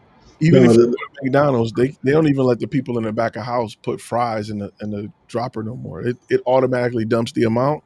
They put it in, press the button, it cooks it automatically. So it's same kind of fry every time. So you don't get a lot of burnt fries from McDonald's. You get the same fry from 5 billion locations. It's the same fry, same amount of salt. It's so, and that's what made McDonald's. If you watched the movie about Right. what made I it saw. blow up Yep. was their ability to create that assembly line. That process. Yep. That process. That's why processes are so important. And companies buy companies just for their systems and processes. No, and this is I mean, I know we've talked about it like here in the group, and then also with the missus, we've talked about it. I've been starting to document some things as far as processes, to kind of like literally put a video here. Okay, so this is what I'm doing right now to go through and do X, Y, and Z. Here's how we onboard a client. Here's how we do blah blah blah. But now that added tier, she's working right now. That added tier of look, start packaging things, right? You don't need to deliver like your A game to every single person. Let me rephrase that. You don't need to deliver Spielberg to every single person, right? You can get away with doing, whoever, right? You can still deliver a great product, but just it doesn't need to be $1 million product. You can still deliver $1,000 product and the customer be happy with it, and it still be quality. So thank you guys. Thank you. Plus, leave some room for them to grow, right? Let me tell you, I'm gonna get you to tell me. Let me tell you again. This is a company I love using because they're number one in the world for a reason. It's McDonald's. They give you that Happy Meal. They leave you some room to grow into a Big Mac. They leave you some room to grow into that double whatever. They start off small with nuggets and kids and toys, and they get you when you're young, and you probably don't think about it, but if you look back over your life, you've probably spent $20,000-$30,000 at McDonald's in your lifetime. Their average customer probably Double. worth $20,000. That's outrageous. What other restaurant are you spending $20,000 in? Like that's a house almost in your life. That's a car in your lifetime. Like that's a lot. So they are starting you young, and they're just grooming you and just growing you to come on. There's companies that can't do that. Like I was talking about Harley Davidson. They're suffering right now because they have no appeal to people born before 1960. They're just having a hard time making young people think that they're cool. And they're dying off because of that. We all know about Harley Davidson. Everybody here has heard of a Harley Davidson. Nobody or very few have been like, you know what, I really want a Harley. I ride, and Harley wasn't my first choice. So they're having a hard time appealing to a younger brand. There's a company I work with that developed a brand to do that, and then they determined that it was not the case, which is Toyota. I work with Scion. They developed Scion because younger people were saying Toyota's not cool. So they put Scion in place until they can develop Toyota to be a cooler brand for younger people, until they invested in the Corolla and made the Toyota Camry cool. Toyota Camry was a brick. Now it's sporty as I don't know what. It looks fast. It looked like something somebody in their 20s would drive. And the Corolla as well. Why you think the Honda Civic looks so sporty for it not to be a sport car? Because that's what the young kids like. They want to do that. They invest money in movies and sponsor movies like Fast and the Furious and try to get their product in front of all the young people. They try to get Beats headsets on everybody they can just so you can see them. All the athletes got them, So they're trying to. You gotta think about your brand or think of your brand like that. I know you want to say something, Tim. Go ahead, bro. Yeah, and the big thing, even like what you were talking about, I mean, even if you look at one of my favorite examples is Jack in the Box. Like they came out with their munchy meals that are only late night meals. Who do you think that's appealing to? Like, they only serve them. I think they start at like 9 p.m. to like 2 a.m. is the only time you can buy those specific items and you can do that stuff. And I think the other really big thing that I think it took me a little bit of time to realize is like what you think is perfect and good is not what a customer will think is perfect and good. There are times that I've done some stuff and they're like, man, this is like the best thing ever. And I'm like, I didn't feel like it was the best thing that I ever produced, but to them, it was the best thing. And that's really what I think the big shift needs to be is like, what is good enough for your client? right? Because like for us, it may just be good enough, but it may be excellent for them, right? Like the $500 video, that may be the best $500 video that they've ever bought. It may not be the best video you've ever produced, but it doesn't need to be the best video you've ever produced. It should be the best video you can produce and be profitable for $500. Yeah, I've been in situations where I have produced some really good content for clients on some of my worst shooting days, for me personally. Like, I'm just not, and they were just blown away. They were just blown away. And I had to get out of the mindset of trying to get it to my standard and get into the mindset of understanding what products we have and providing those products to the client standard. And that standard is not determined by what they say, it's really determined on what they pay. Because if they really wanted the highest quality, they would have paid for it. But I got to make sure it's a clear difference between that, or they will never grow or feel the need to go that route. Go for it, bro. So, and you kind of like literally just hit on what I was thinking now. So bottom line is this: everybody deserves a clean, working, functioning vehicle that passes, whatever, 170 point test. Everybody deserves that. You drive the car off the lot, you deserve to have it run. It should not be a lemon. It should be a full tank of gas, tire pressure where it needs to be. But at the same time, not everybody can afford to drive that Bentley off the lot. Not everybody can afford to drive that McLaren F1 off the lot. If you drive a Chevy Volt, that's cool.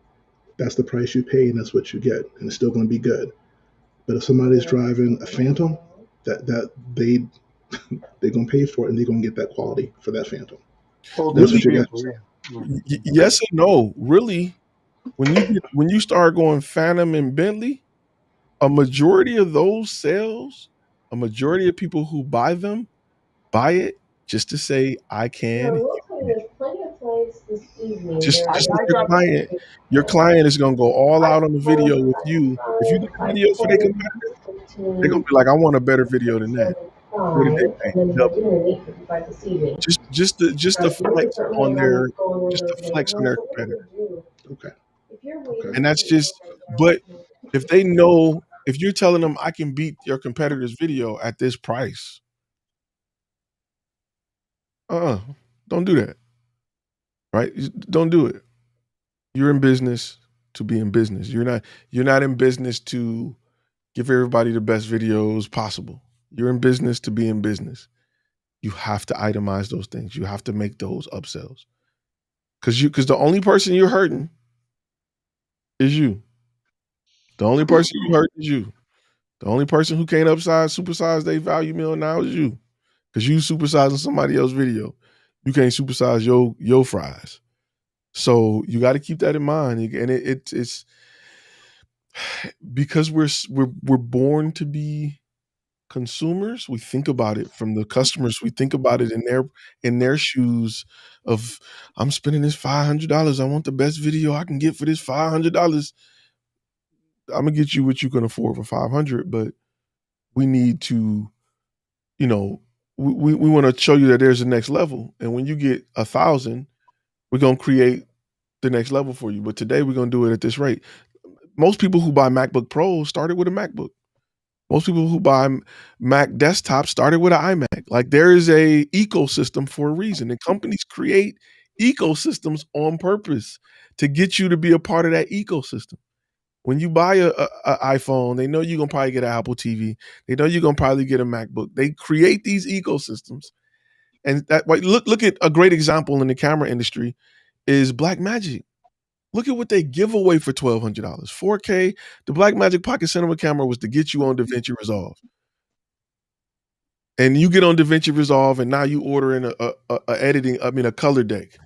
Now you get a business with a company, and they got to redo they got a $1 million budget to redo everything. You screaming Blackmagic. They know that ecosystems are important. So look at your business like that. If I can get you in the door and you spend $500 and I can knock it out the park, you're going to be like, man, what am I going to get for $2,000? And now I got 2,500 off you because you bought the 500, you came back and bought the 2,000. You're gonna buy the 3,000. You know what I'm saying? Instead of me just getting one thing from you, I got you multiple times. Apple, you don't buy. Nobody owns just one Apple of anything. You're either on your second or third iPhone. You got the iPads. You got Apple Watch. You got all kind of stuff. They create an ecosystem. Do that with your pricing. Go ahead, Tim. Yeah, that's really where your sales funnels, your sales process, and your value ladders come in. Now, if you guys don't know any of like some technical terms, but like, you know, like a value ladder is pretty much like a pyramid. At your very top of the pyramid is your most expensive thing that's going to take you the longest amount of time, and you're going to put in the most effort, but it's because it's going to make you the most. And maybe only 1% of your customer base is ever actually going to be there. But then as you go down, more customers, and it's essentially less money that they're going to spend with you, right? And at the very bottom is the biggest chunk of it, because that's where the majority of people are going to come in. But the thing is, it's like a ladder. You know, they start on one rung and they can continue to climb the rungs as far as they need to go and as far as they feel comfortable climbing when they need to get there. And that's how your pricing and your everything needs to be structured. But you got to give them the ability to climb that ladder. If you got 2 steps on your ladder, you just hurting yourself. You got to give them 50 options and let them go do what they're going to do. McDonald's don't say, we just have a cheeseburger, a fry, and a shake. They do variety because you'll come in there and go crazy. And I'm going to let you go crazy. The more stuff I got, the more stuff you can buy. You know, that's why companies like Walmart are outperforming specialty shops, right? They're outperforming. Back in the day, you probably had a place that just did clothes, a place that just sold dairy, a place that just sold meat. For what? If you in there looking for meat, you may want to buy the grill too. I'm gonna sell it to you. The butcher couldn't do that. The butcher could only sell you meat. Walmart can sell you the meat, the seasoning, the plates, the drinks, the grill, the picnic table, the pesticides to keep the mosquito. They can sell you everything. The grass seed, they can sell. You can leave there with a whole A to Z of your idea of what that barbecue or picnic should be like. Why would they, you know what I'm saying? Why am I going to just get some of the money when I can get it all? So, do that for your niche. Go for it, Rodney. So here's something you've said a few times, right? How people, and I mean like videographers have said, you're going to have to pay for my red camera, and you're going to have to do this, you're going to have to do that, and blah, blah, blah. If I'm going to get an Edelchrome slider or one from Rhino. I see what you guys are saying now, how that could actually work. Yeah. In the sense that if you're going with, say like your base grade video for your 500, right? I'm just grab my DSLR, whatever, do what I got to do. Mid grade, it might go mirrorless, might go like a C100 camera, But then if I'm doing that upper echelon work, right, and I'm doing some work for Beyonce or President Obama or something, I'm breaking out the red, I'm breaking out the Blackmagic Ursa or something like that, and they're paying for that full on production. That's where that would be appropriate to be able to do that. So that goes all the way back to what you guys said as far as delivering the best game you have on that level for that level. So that particular product. Even with the cameras, yes and no, right? I'm gonna tell you where because the camera, if you don't know how to shoot, Right. a red is gonna be just as trash as, you know what I'm saying? It may be the same camera on every level. It may be about the amount of effort I put into capturing that shot. I may light it better for the higher.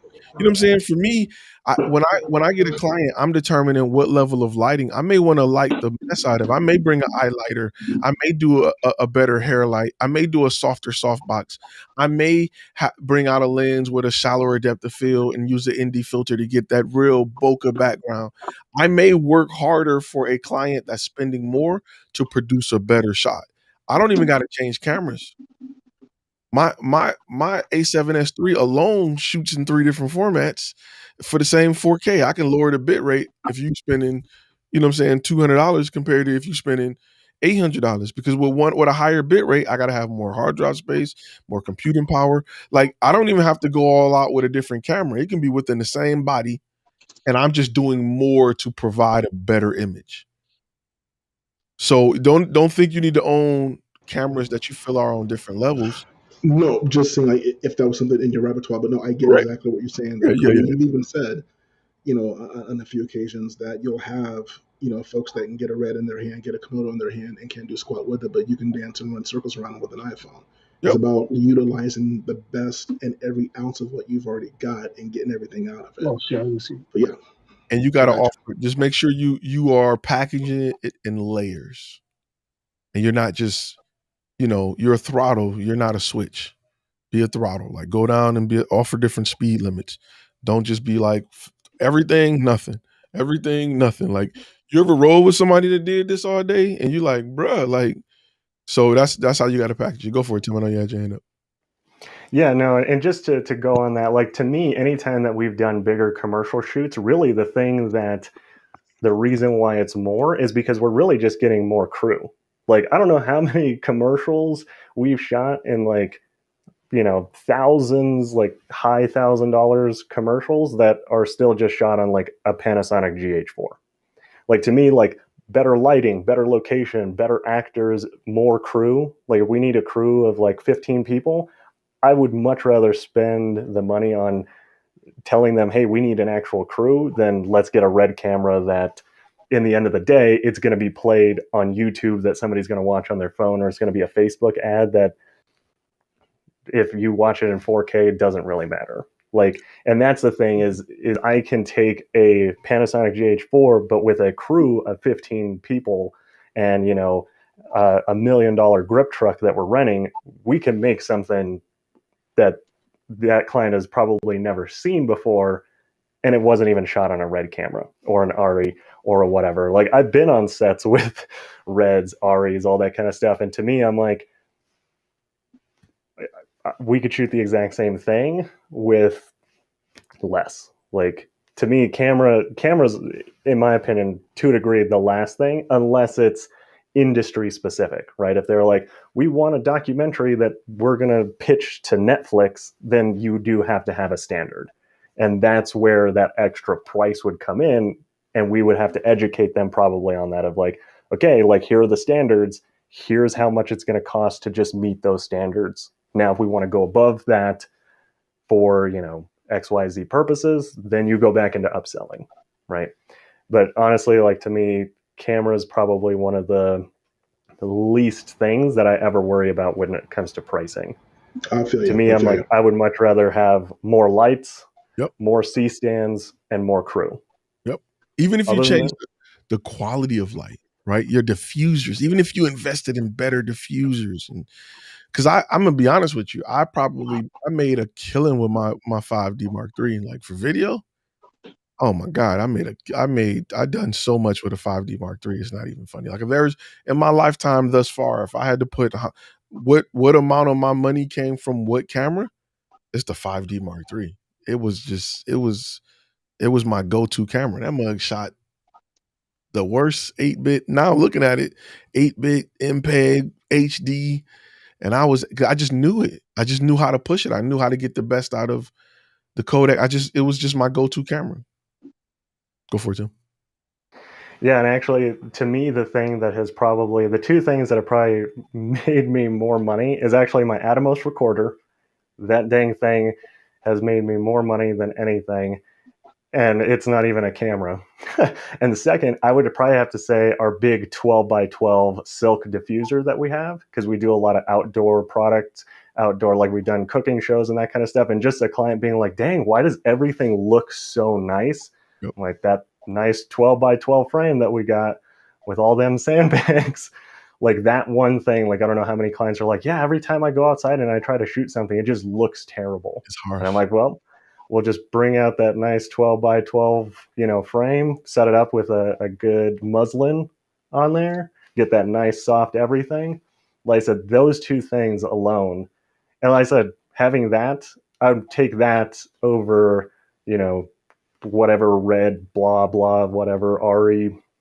Like, if I don't have the right tools to make the image look good, the camera don't matter. Yep. I can do that with an iPhone. Based on you, go for it, bro. So I'm listening to you guys. That I mean, it's phenomenal what Tim and Ty are saying you guys should be going Broadway together.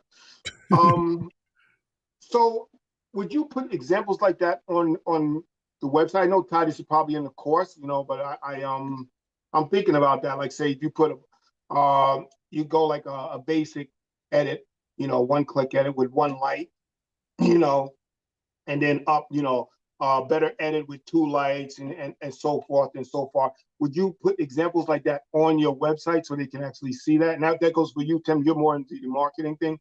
I know you do it too, Ty, but Tim, you're the specialist. I mean, you would think that would be a good idea. I usually have those listed in my proposal. Okay, so it's not something you would just leave floating on the website. I usually put I put my best work on my website and in my proposal. Think about it like this: whenever you see a car commercial and they're riding through the mountains, they're never riding on the base model. They got the LX39. This, you see the small print. This model includes, but I want to show my best work, and then I want to have an introductory base that we can build off of. Because when you walk in a dealership, you're like, I want my car like that. Well, that car got the sport package. It got a sunroof. It got the strut. You know what I'm saying? That's how, they can't bring you in with a base model all white F-150 work van. That's why you don't see no commercials for work vans. Even when you do, you see a Mercedes Sprinter with everything added. You just don't see a lot of commercials with base models in it. And that's just my opinion. That's not a industry standard or a fact. That's just 100% my opinion. I'm going to show you something great. And I'm going to, once you come in, I'm going to provide a proposal where we can get you in the door at this amount. We can get you some greatness at this amount. And if you want what you've seen, because it kind of adds pressure on people to make them feel like, Okay. well, everybody's getting the supermodel. I want that. Just like I Okay. think every Camaro is a V8, every Mustang is a V8. They sell more V6s than they sell V8s. But on the commercials, they're you like, man, I want that.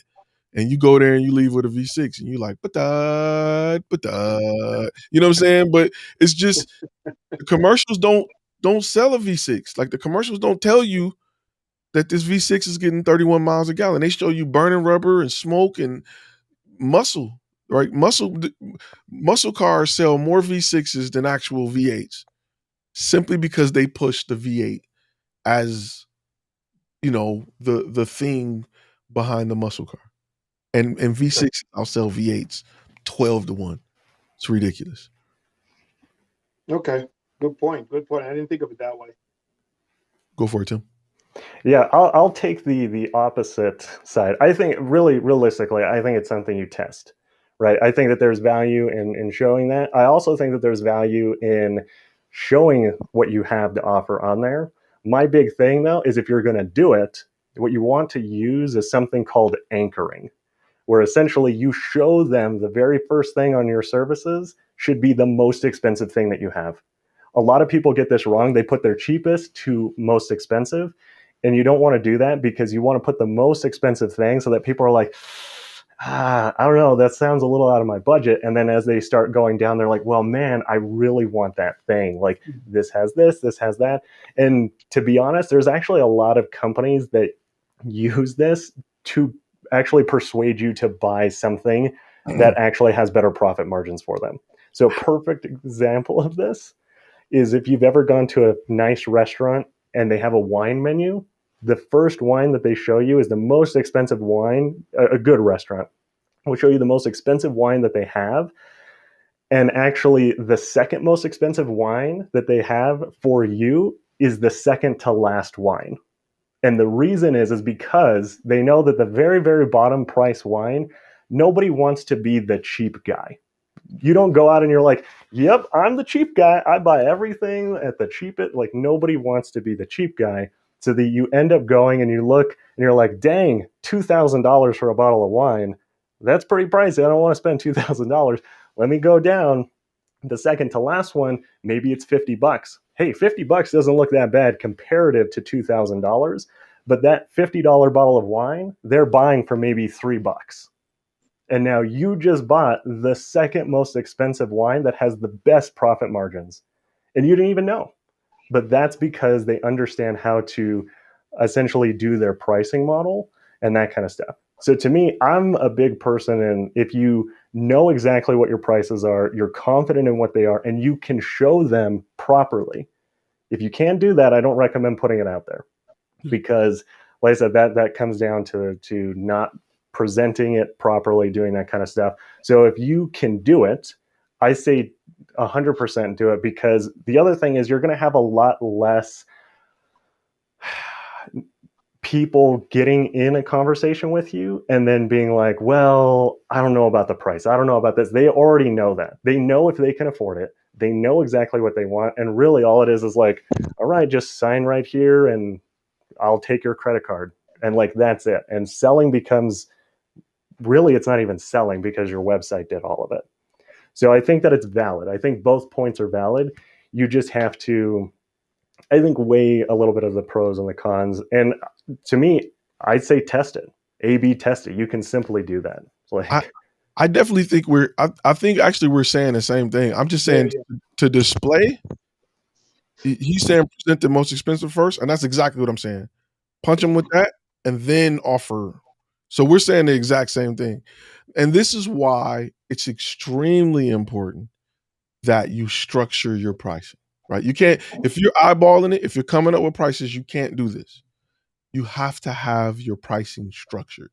You have to know, you have to have the ability to stack what you sell. If you are getting quotes and you're like, let me think about it, let me put it together, you will not have the ability to do this.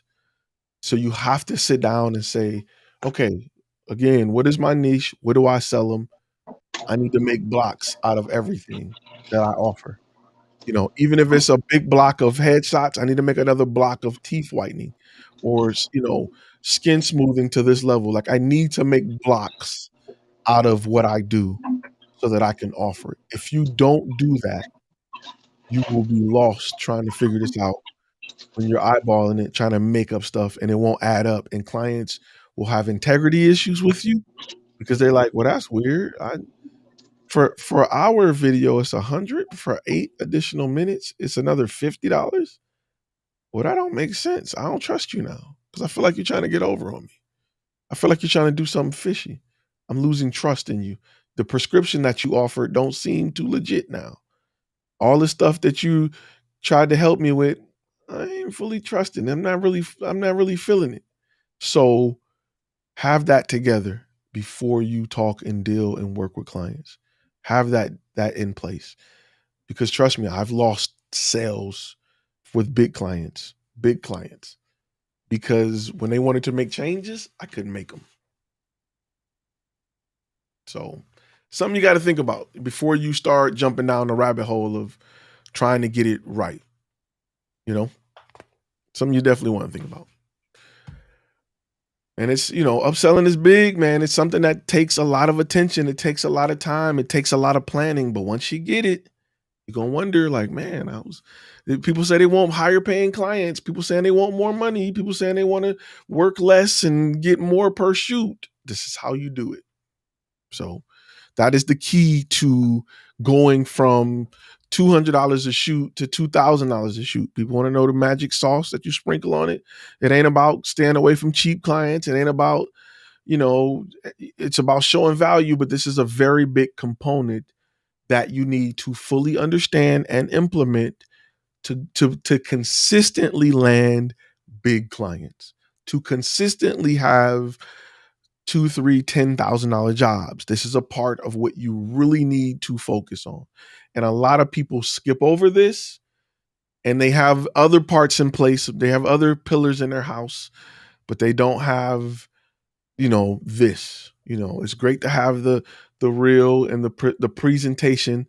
And like I said, if I get Walmart on the phone with a lot of people right now who say they want clients and want money, and you know, I get Walmart on the phone with them, it would collapse because they don't have this in place. So it's very important that you focus on this and you build the pricing structure within your business. Just like you don't want to go places and have to negotiate price. You don't want to go places and imagine going somewhere and there's no price tags. And you hear them tell the person in front of you that the bottled water is $1 and they get to you and look at your shoes and say, oh, you got on Gucci. It's $2.50. Well, you just told him it was $1. I can't tell you how many times I've had people call me from 2 different people call me a week apart from the same company. And if they got 2 different prices, you can forget about ever doing business with them. Because they'll do it on purpose.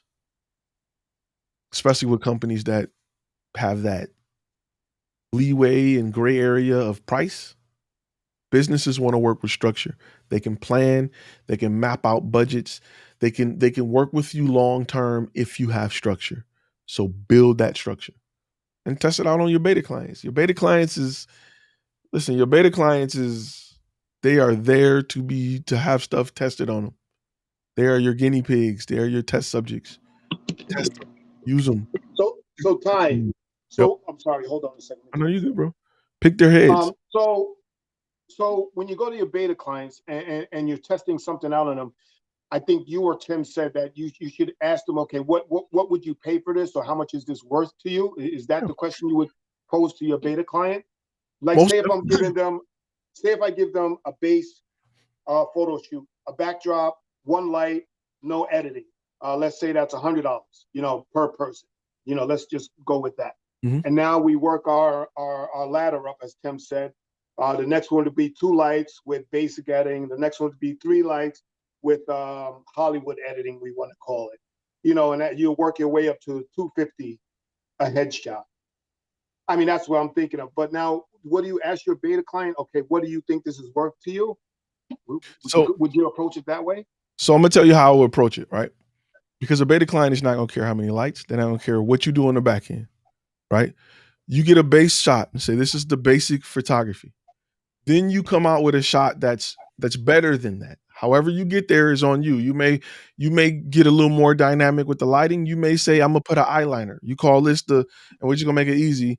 This is the silver package. Standard is bronze. I'm gonna make it a little bit better with the silver package. Then you come out and you do something extra to make it better than the last one. You may add teeth whitening, skin smoothing. That's the gold package. Now, if you know my bronze package is $100, the next step up, ask your beta client, how much more would you be willing to pay to take your picture from this to this? Okay. Don't talk about lights. Don't talk about how you got there. That's not that. That'll just confuse them. They don't care. Okay. And when they give you a price, keep that in mind and say, okay, if you think this is worth 100 and this is worth 150, what would you be willing to take it to this picture? You would be surprised because they probably won't tell you $10. They'll be like, I think that's worth $300-400 more. And in your mind, you're thinking 250, but if 3 people told you they're willing to pay 400, congratulations, you just paid more bills that much. Like, you've learned a lot about it, because you got to take it out of your opinion in your pockets, and you got to let those dentists talk with their pockets, because they just live a different lifestyle. Your client live a different lifestyle than you. It may be a lot of money to you, it may be nothing to them. I've seen people get different center caps on their cars and upgrade it, and it was a $4,000 upcharge, and it was like, let's do it. You know what I'm saying? So what may be a lot to you may not be a lot to them. And testing within your and mind you, listen, when I talk about niche and ideal client, you can't jump all over the place with different. You can't go to a barber shop and then go to a barbecue place and have the right answer. It has to be within your target audience. You can't do this and be everywhere. So for those that's watching, and everybody they client, and they trying to have a wedding beta tester and a dog grooming beta tester, and they're trying to compare, it won't work. You will fail miserably because they are not the same. Just like certain questions you can ask men from women, they won't give you the same. What do you want to drink while you're watching the game? A woman may say, I just want a soda or a nice thing of wine. A guy may say, I want a Coors Light, I want a beer.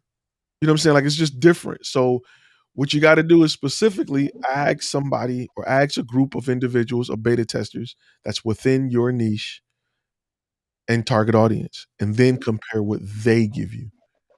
And that's the best way to get traction. Because if not, you'll be like, I'm asking 50 people and it's not working. Ty, you telling me some bull. You can't ask 50 different people all over the place. You know what I'm saying? You're just looking at who's in the chat right now. If I asked you, what's the cost of a decent house? All y'all answers are going to be different because you're in different locations. We could be talking about different money types. You know what I'm saying? We could be talking about different currencies. So there's just differences. However, if I got homeowners within the same zip code and I ask them that question, I have some comparable data. So keep that in mind for those who like this idea and they want to go out and implement it. Keep that in mind as you move forward with gathering that data. Go for it, Tim. My bad. Wanted to make sure that was clear because I got a lot of people who.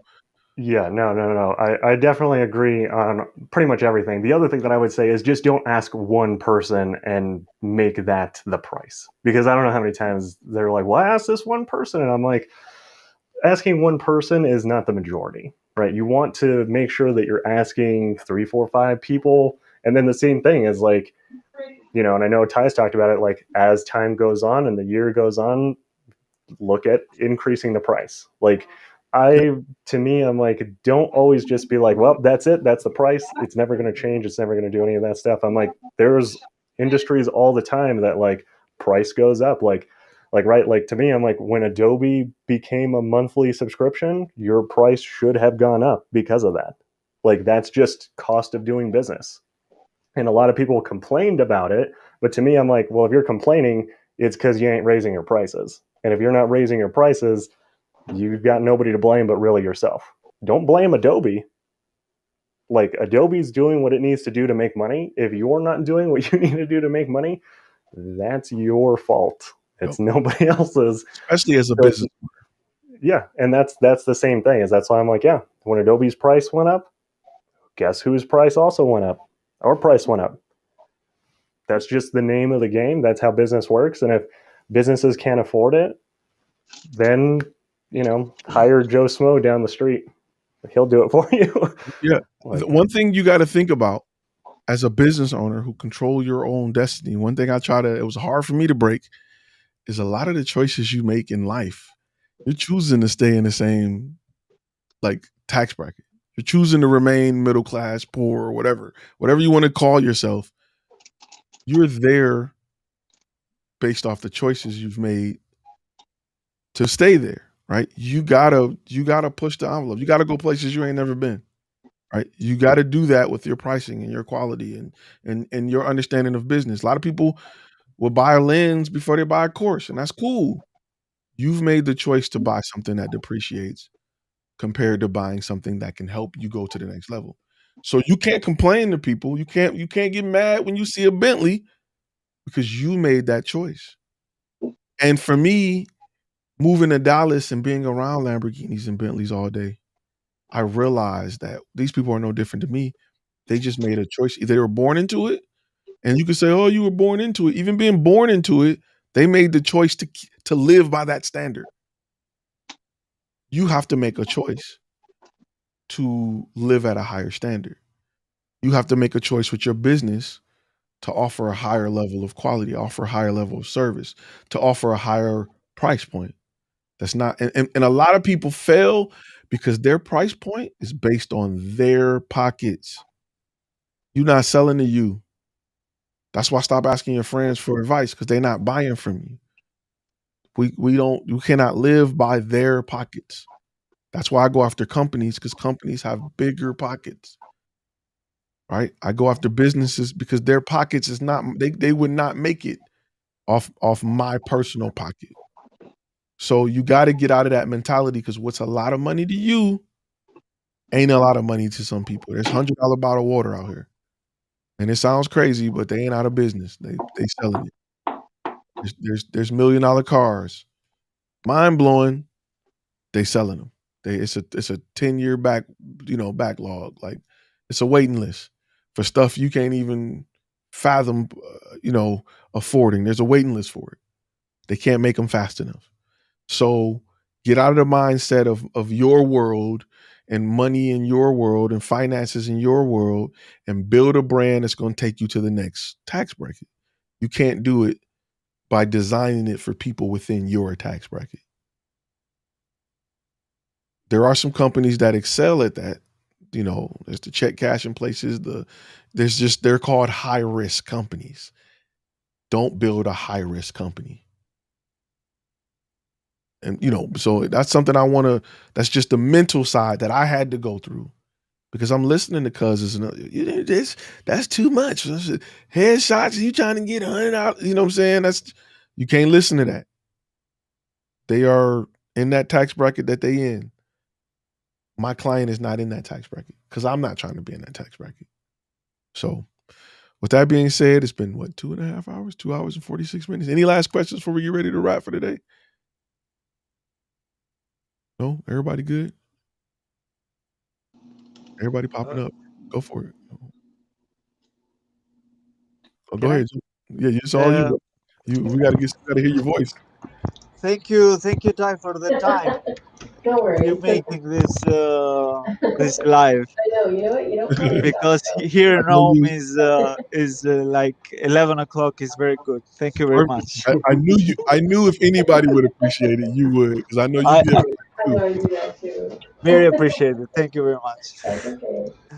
And no, I have no questions because the live was very good, and I have all the questions answered. And keep up the good job. I appreciate it, man. I appreciate your support. I was gonna say anybody else is watching. I know if you're not a gold member, you can't comment, and there's probably a lot of questions from people who they're not a gold member, but they want to comment. I would post your questions in the comments. I'll try to jump on them or save them for a later video. I would also ask that you post what you've learned in this video. I'm still gonna let y'all jump in and ask questions. I know it sounds like I'm rapping, but I'm not.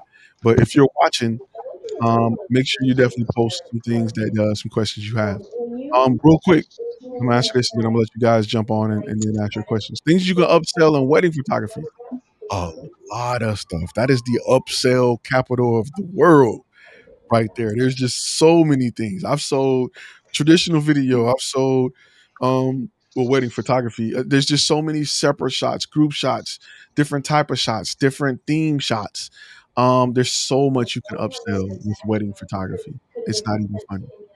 It's not even funny. Black and white shots. There's so many. It's just so much you can do, especially around theme-based stuff with wedding photography. It's just a lot of upsells. I think a lot of guys. This is one thing I want you guys to focus on, and I want you guys to offer a base item. Get a base service. Start with what is the minimum base model of what I offer that I can offer? What is the least amount of money I want to make? And what am I willing to provide within that area? And then grow from there. But if you don't have a base, because you're going to listen, you just like what's great about that is you're going to have clients that are just price shoppers, like the opposite of cheap price shoppers. They just want the best. I got friends that buy $8,000 MacBook Pros just to get on Facebook, just because they want it the best. So when you itemize it like that, you're going to have clients that just max you out just because they want the best. I settle for nothing but the best, Ty. Give me that. Sir, you got 2 sentences. I want the teleprompter. Okay. I've had clients like that, like literally. So keep that in mind as you grow your thing. But I'll let you guys at the bottom. Any questions, anything you guys want to say before we wrap? Rodney, go for it, bro.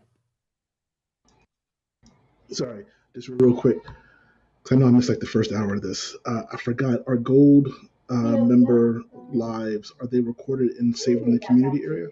Yes. Perfect. All the gold members live. I've been recently releasing them like months later, but they're all in it. There is a gold member playlist that has all the gold member videos. All right, and just a shout out to everybody, Austin, Bay, Tim, our man from, I'm trying to remember where you're from, dude. And it's like 11 o'clock over there. Rome. My name is Andre. It's Rome. Andre. Anthony from Rome. Andre, yes, Andre. Like the E is an A. Andre. Okay. I'll get it there one day. But just want to say thanks for everybody and just the knowledge that everybody dropped. More than welcome. Anybody else want to jump in before we slide out? We are good. My man Ty did it again. He knocked it out the park. As always, man. I just enjoy seeing people grow. I enjoy growing myself. There are things that come up on here that I may bring up and forget. Like, man, I forgot I did do that. You know what I mean? So it it's therapeutic. I don't get to have these conversations with everybody. The circle is small. So I enjoy it. I definitely enjoy it. I want to say those who are watching, listening, please make sure you rate the podcast for me. We're growing. The podcast is something that I didn't think about doing. I had people say you should do the podcast, and I did it, and now it's going places. So if you're listening on the podcast, make sure you listen. Make sure you rate that. If you're watching, please like, share, subscribe, and I will definitely see you guys Tuesday. Until then, we got a whole lot of stuff that's popping in. Look at Mike jumping in last minute. What's up, Mike? We got a whole lot of things, whole lot of quick, short snippets that will be dropping throughout between now and Tuesday. But before we go, Mike, you got a question you want to ask? Anything real quick? I cannot hear you. So Mike's on the freeway doing 250 miles an hour. Can you guys hear me? Pulled over right now. I hear you. It's a Can y'all hear delay, me? but I hear you. Okay. Yeah, I hear you. All right. I've been listening. I just got off work and I'm driving. I should not be saying this online. I'd get my ass arrested if I said this. Anyways, let's just say I've been listening and I appreciate it, all the information. My question to you guys is I'm at the point where I finally have a beta client and I'm about to do my first video and I'm about to put a pricing structure for this video. And it's basically for my niche and it's a basic for a product. Conflict is that I want to make it my most badass promo video, use that as my base, but at the same time the client that market is very limited and so on and so forth. My question is, should I still go all out on this promo video for this beta client, or I don't know, make it normal? I'm gonna tell you the answer to that. I would make it normal because your all out may not be their all out. I would make it a normal video. I would ask them, what do they value that video at? Right? What's the price point they value that video? Then I would ask them, what would make this better? Because your idea of all out may not be their idea of all out. Like your idea of color grading and adding a drone shot, you know what I'm saying, may not be something that's valuable to them. You want them to tell you what they need to make this spectacular. You know what I'm saying? Like for me, I can order a burger at a place and they're like, we went all out with the special bread and I don't care about that. Put me some bacon on it, I'm happy. All out is more bacon. All out is not a better bun to me. Like, you know what I'm saying? That's just me. I don't care how, I don't care about where the meat come from, whether the cows were free or I just don't care. I don't taste the difference. But what I do taste the difference is bacon. Like add some bacon. So you could do all out and you can have a special hand rolled bun from whatever that's hand buttered by topless women, and I don't care. I don't care who butters the bread. It takes, my idea of all out is just different. And if I'm your ideal client, ask me what's all out, because I will pay. You can bring me that burger that's been. I'll be like, but you slap some bacon on it, like 4 strips. I'm cashing it out. Let's go. That's why I'm a Wendy's guy. But you know what I'm saying? So I think give them what you got and then ask questions to take it further. You get what I'm saying?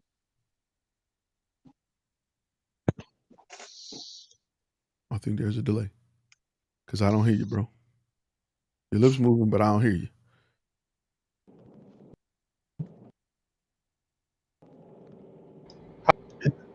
I hear you now. There goes them. Yeah, hear me? Yep. Okay.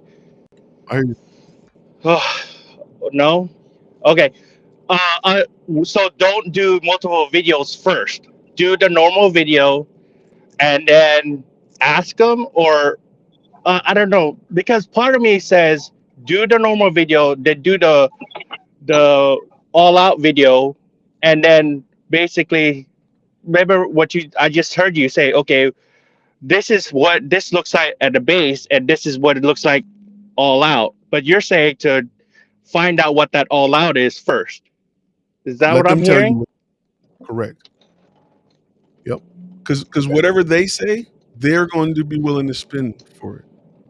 You know what I'm saying? Think of it like this. When you go eat, when you go to a restaurant, they're not just bringing you dishes, right? They'll usually come talk to you first. They usually want to ask questions. What do you like? You know, even if you make a recommendation, you know, you ask them to make a recommendation, they want to ask questions. Then they bring out an appetizer. Then you go from there. So build into it. Don't just come out with your best dish. They may be allergic to, you know, spaghetti and meatballs. They may be allergic to it. You know what I mean? So it's good that you ask questions and then you work your way up and let them tell you what's valuable to them because they may not be valuable to you. Right? Just like a great relationship. Your partner, things that are valuable to them may not be valuable. I don't got to hold your hand and mean I'll show that I love you. That's just saying, I don't who can care. Who cares? But to your partner, it may mean So everything. next week, Mhm. next week, I'm gonna be speaking to my beta client about this promo video. So Yep. I guess that's basically diagnose the problem of what a great video is to them. Am I correct? Correct. Because if you deliver a great Okay. video to you and it's not great to them, they got the money. But they ain't gonna, you know what I'm saying? They're the client. The goal is to make them happy. I think I can attest to that because I had another. It wasn't a beta client, but a customer that wanted a YouTube video, and they wanted humor. And long story short, I hired a script writer, and I assumed that this is what the customer wanted, but I guess I didn't read it right, and the client said, "That's not what I'm looking for," and that right there hit me hard because I thought I was doing something right, but I guess I didn't listen correctly at what that client needed for for the YouTube video. So that's why I'm a little bit afraid of going into the beta client about this promo video because I already got a hit already. So Yeah, I mean, you got to listen to what they want. That's just business 101. Robbie, you're looking out. Welcome to the gold status. Everybody just clap it up for the latest gold member. But I want to say this, Mike. The thing is, business, especially in this industry, you got to take your personal artistry need to create out of it, and you want to create to their vision. Use your talent to create their vision, not use your talent to create your vision based off what they like. Use your talent and abilities to create their vision. And you got to be great at communicating and understanding their vision. Just like your director, they wrote the book. You're turning their book into a movie. You know what I'm saying? So you gotta communicate with that writer so that you can help bring this story to life in a way that embodies their book. That's what great directors can do. That's why you will see a lot of writer-director combos stick together a lot in the industry because they know that this person get me and they see my vision compared to somebody who just don't. And you can mess up a whole lot of money providing a great video that's not what they asked for. In your heart, you like, I did it. It's a beast. But they like, I didn't ask for this. What is this? I mean, that's if you come to my restaurant and you order chicken Alfredo and I bring you a bowl of greens, I'm like, these greens are the best greens ever. These are the best collard. You were like, what? I didn't order this. I don't care how good they are. This is not what I ordered. That's literally what's taking place when you provide a client with something they didn't ask for. And in your mind, you like, I season these. These are good. This is like, I didn't order this. I don't care how good it is. I don't care what it smells like. Get it out of here. You failed. I'm not coming back here again because they never bring me the food I asked for. You'll be mad if you got something delivered from Pizza Hut and it wasn't what you asked for. It can be the best. I'm gonna tell you, You can order something for $2 and they can bring you out a $50 meal. And if it's not what you asked for, you don't care. That's just how, you know what I mean? It's just how crazy it is. It could be, you know what I'm saying? Like you can be like, this ain't what I ordered. There's been times I ordered a Happy Meal for my kid. I get a bag from McDonald's. It's 12 cheeseburgers. I'm mad as hell. I ain't order all these cheeseburgers. What I'm gonna do with all these extra cheeseburgers and fries? I ordered a Happy Meal. Oh, he lost his connection. So those are things that are, you got to be good at communicating with the client, or you won't be in business. That's the nicest way I can say it. Okay, with that being said, since all the questions are gone, we're gonna get ready to wrap for the day. Big shout out to everybody, man. I appreciate you guys jumping on this live and chopping it up with me. I will see you guys Tuesday. We got some stuff dropping in between now and then, and I'm telling you now, because business is getting crazy, we're gonna have a whole lot more behind the scenes stuff coming. Whole lot more behind the scenes stuff coming soon. So be prepared for that and get those questions together. With that being said, I'm gonna go ahead and cut out for the day, and I will definitely see you guys next Tuesday. All right, y'all. Stay safe. Thanks so much, Ty. Appreciate it, you guys.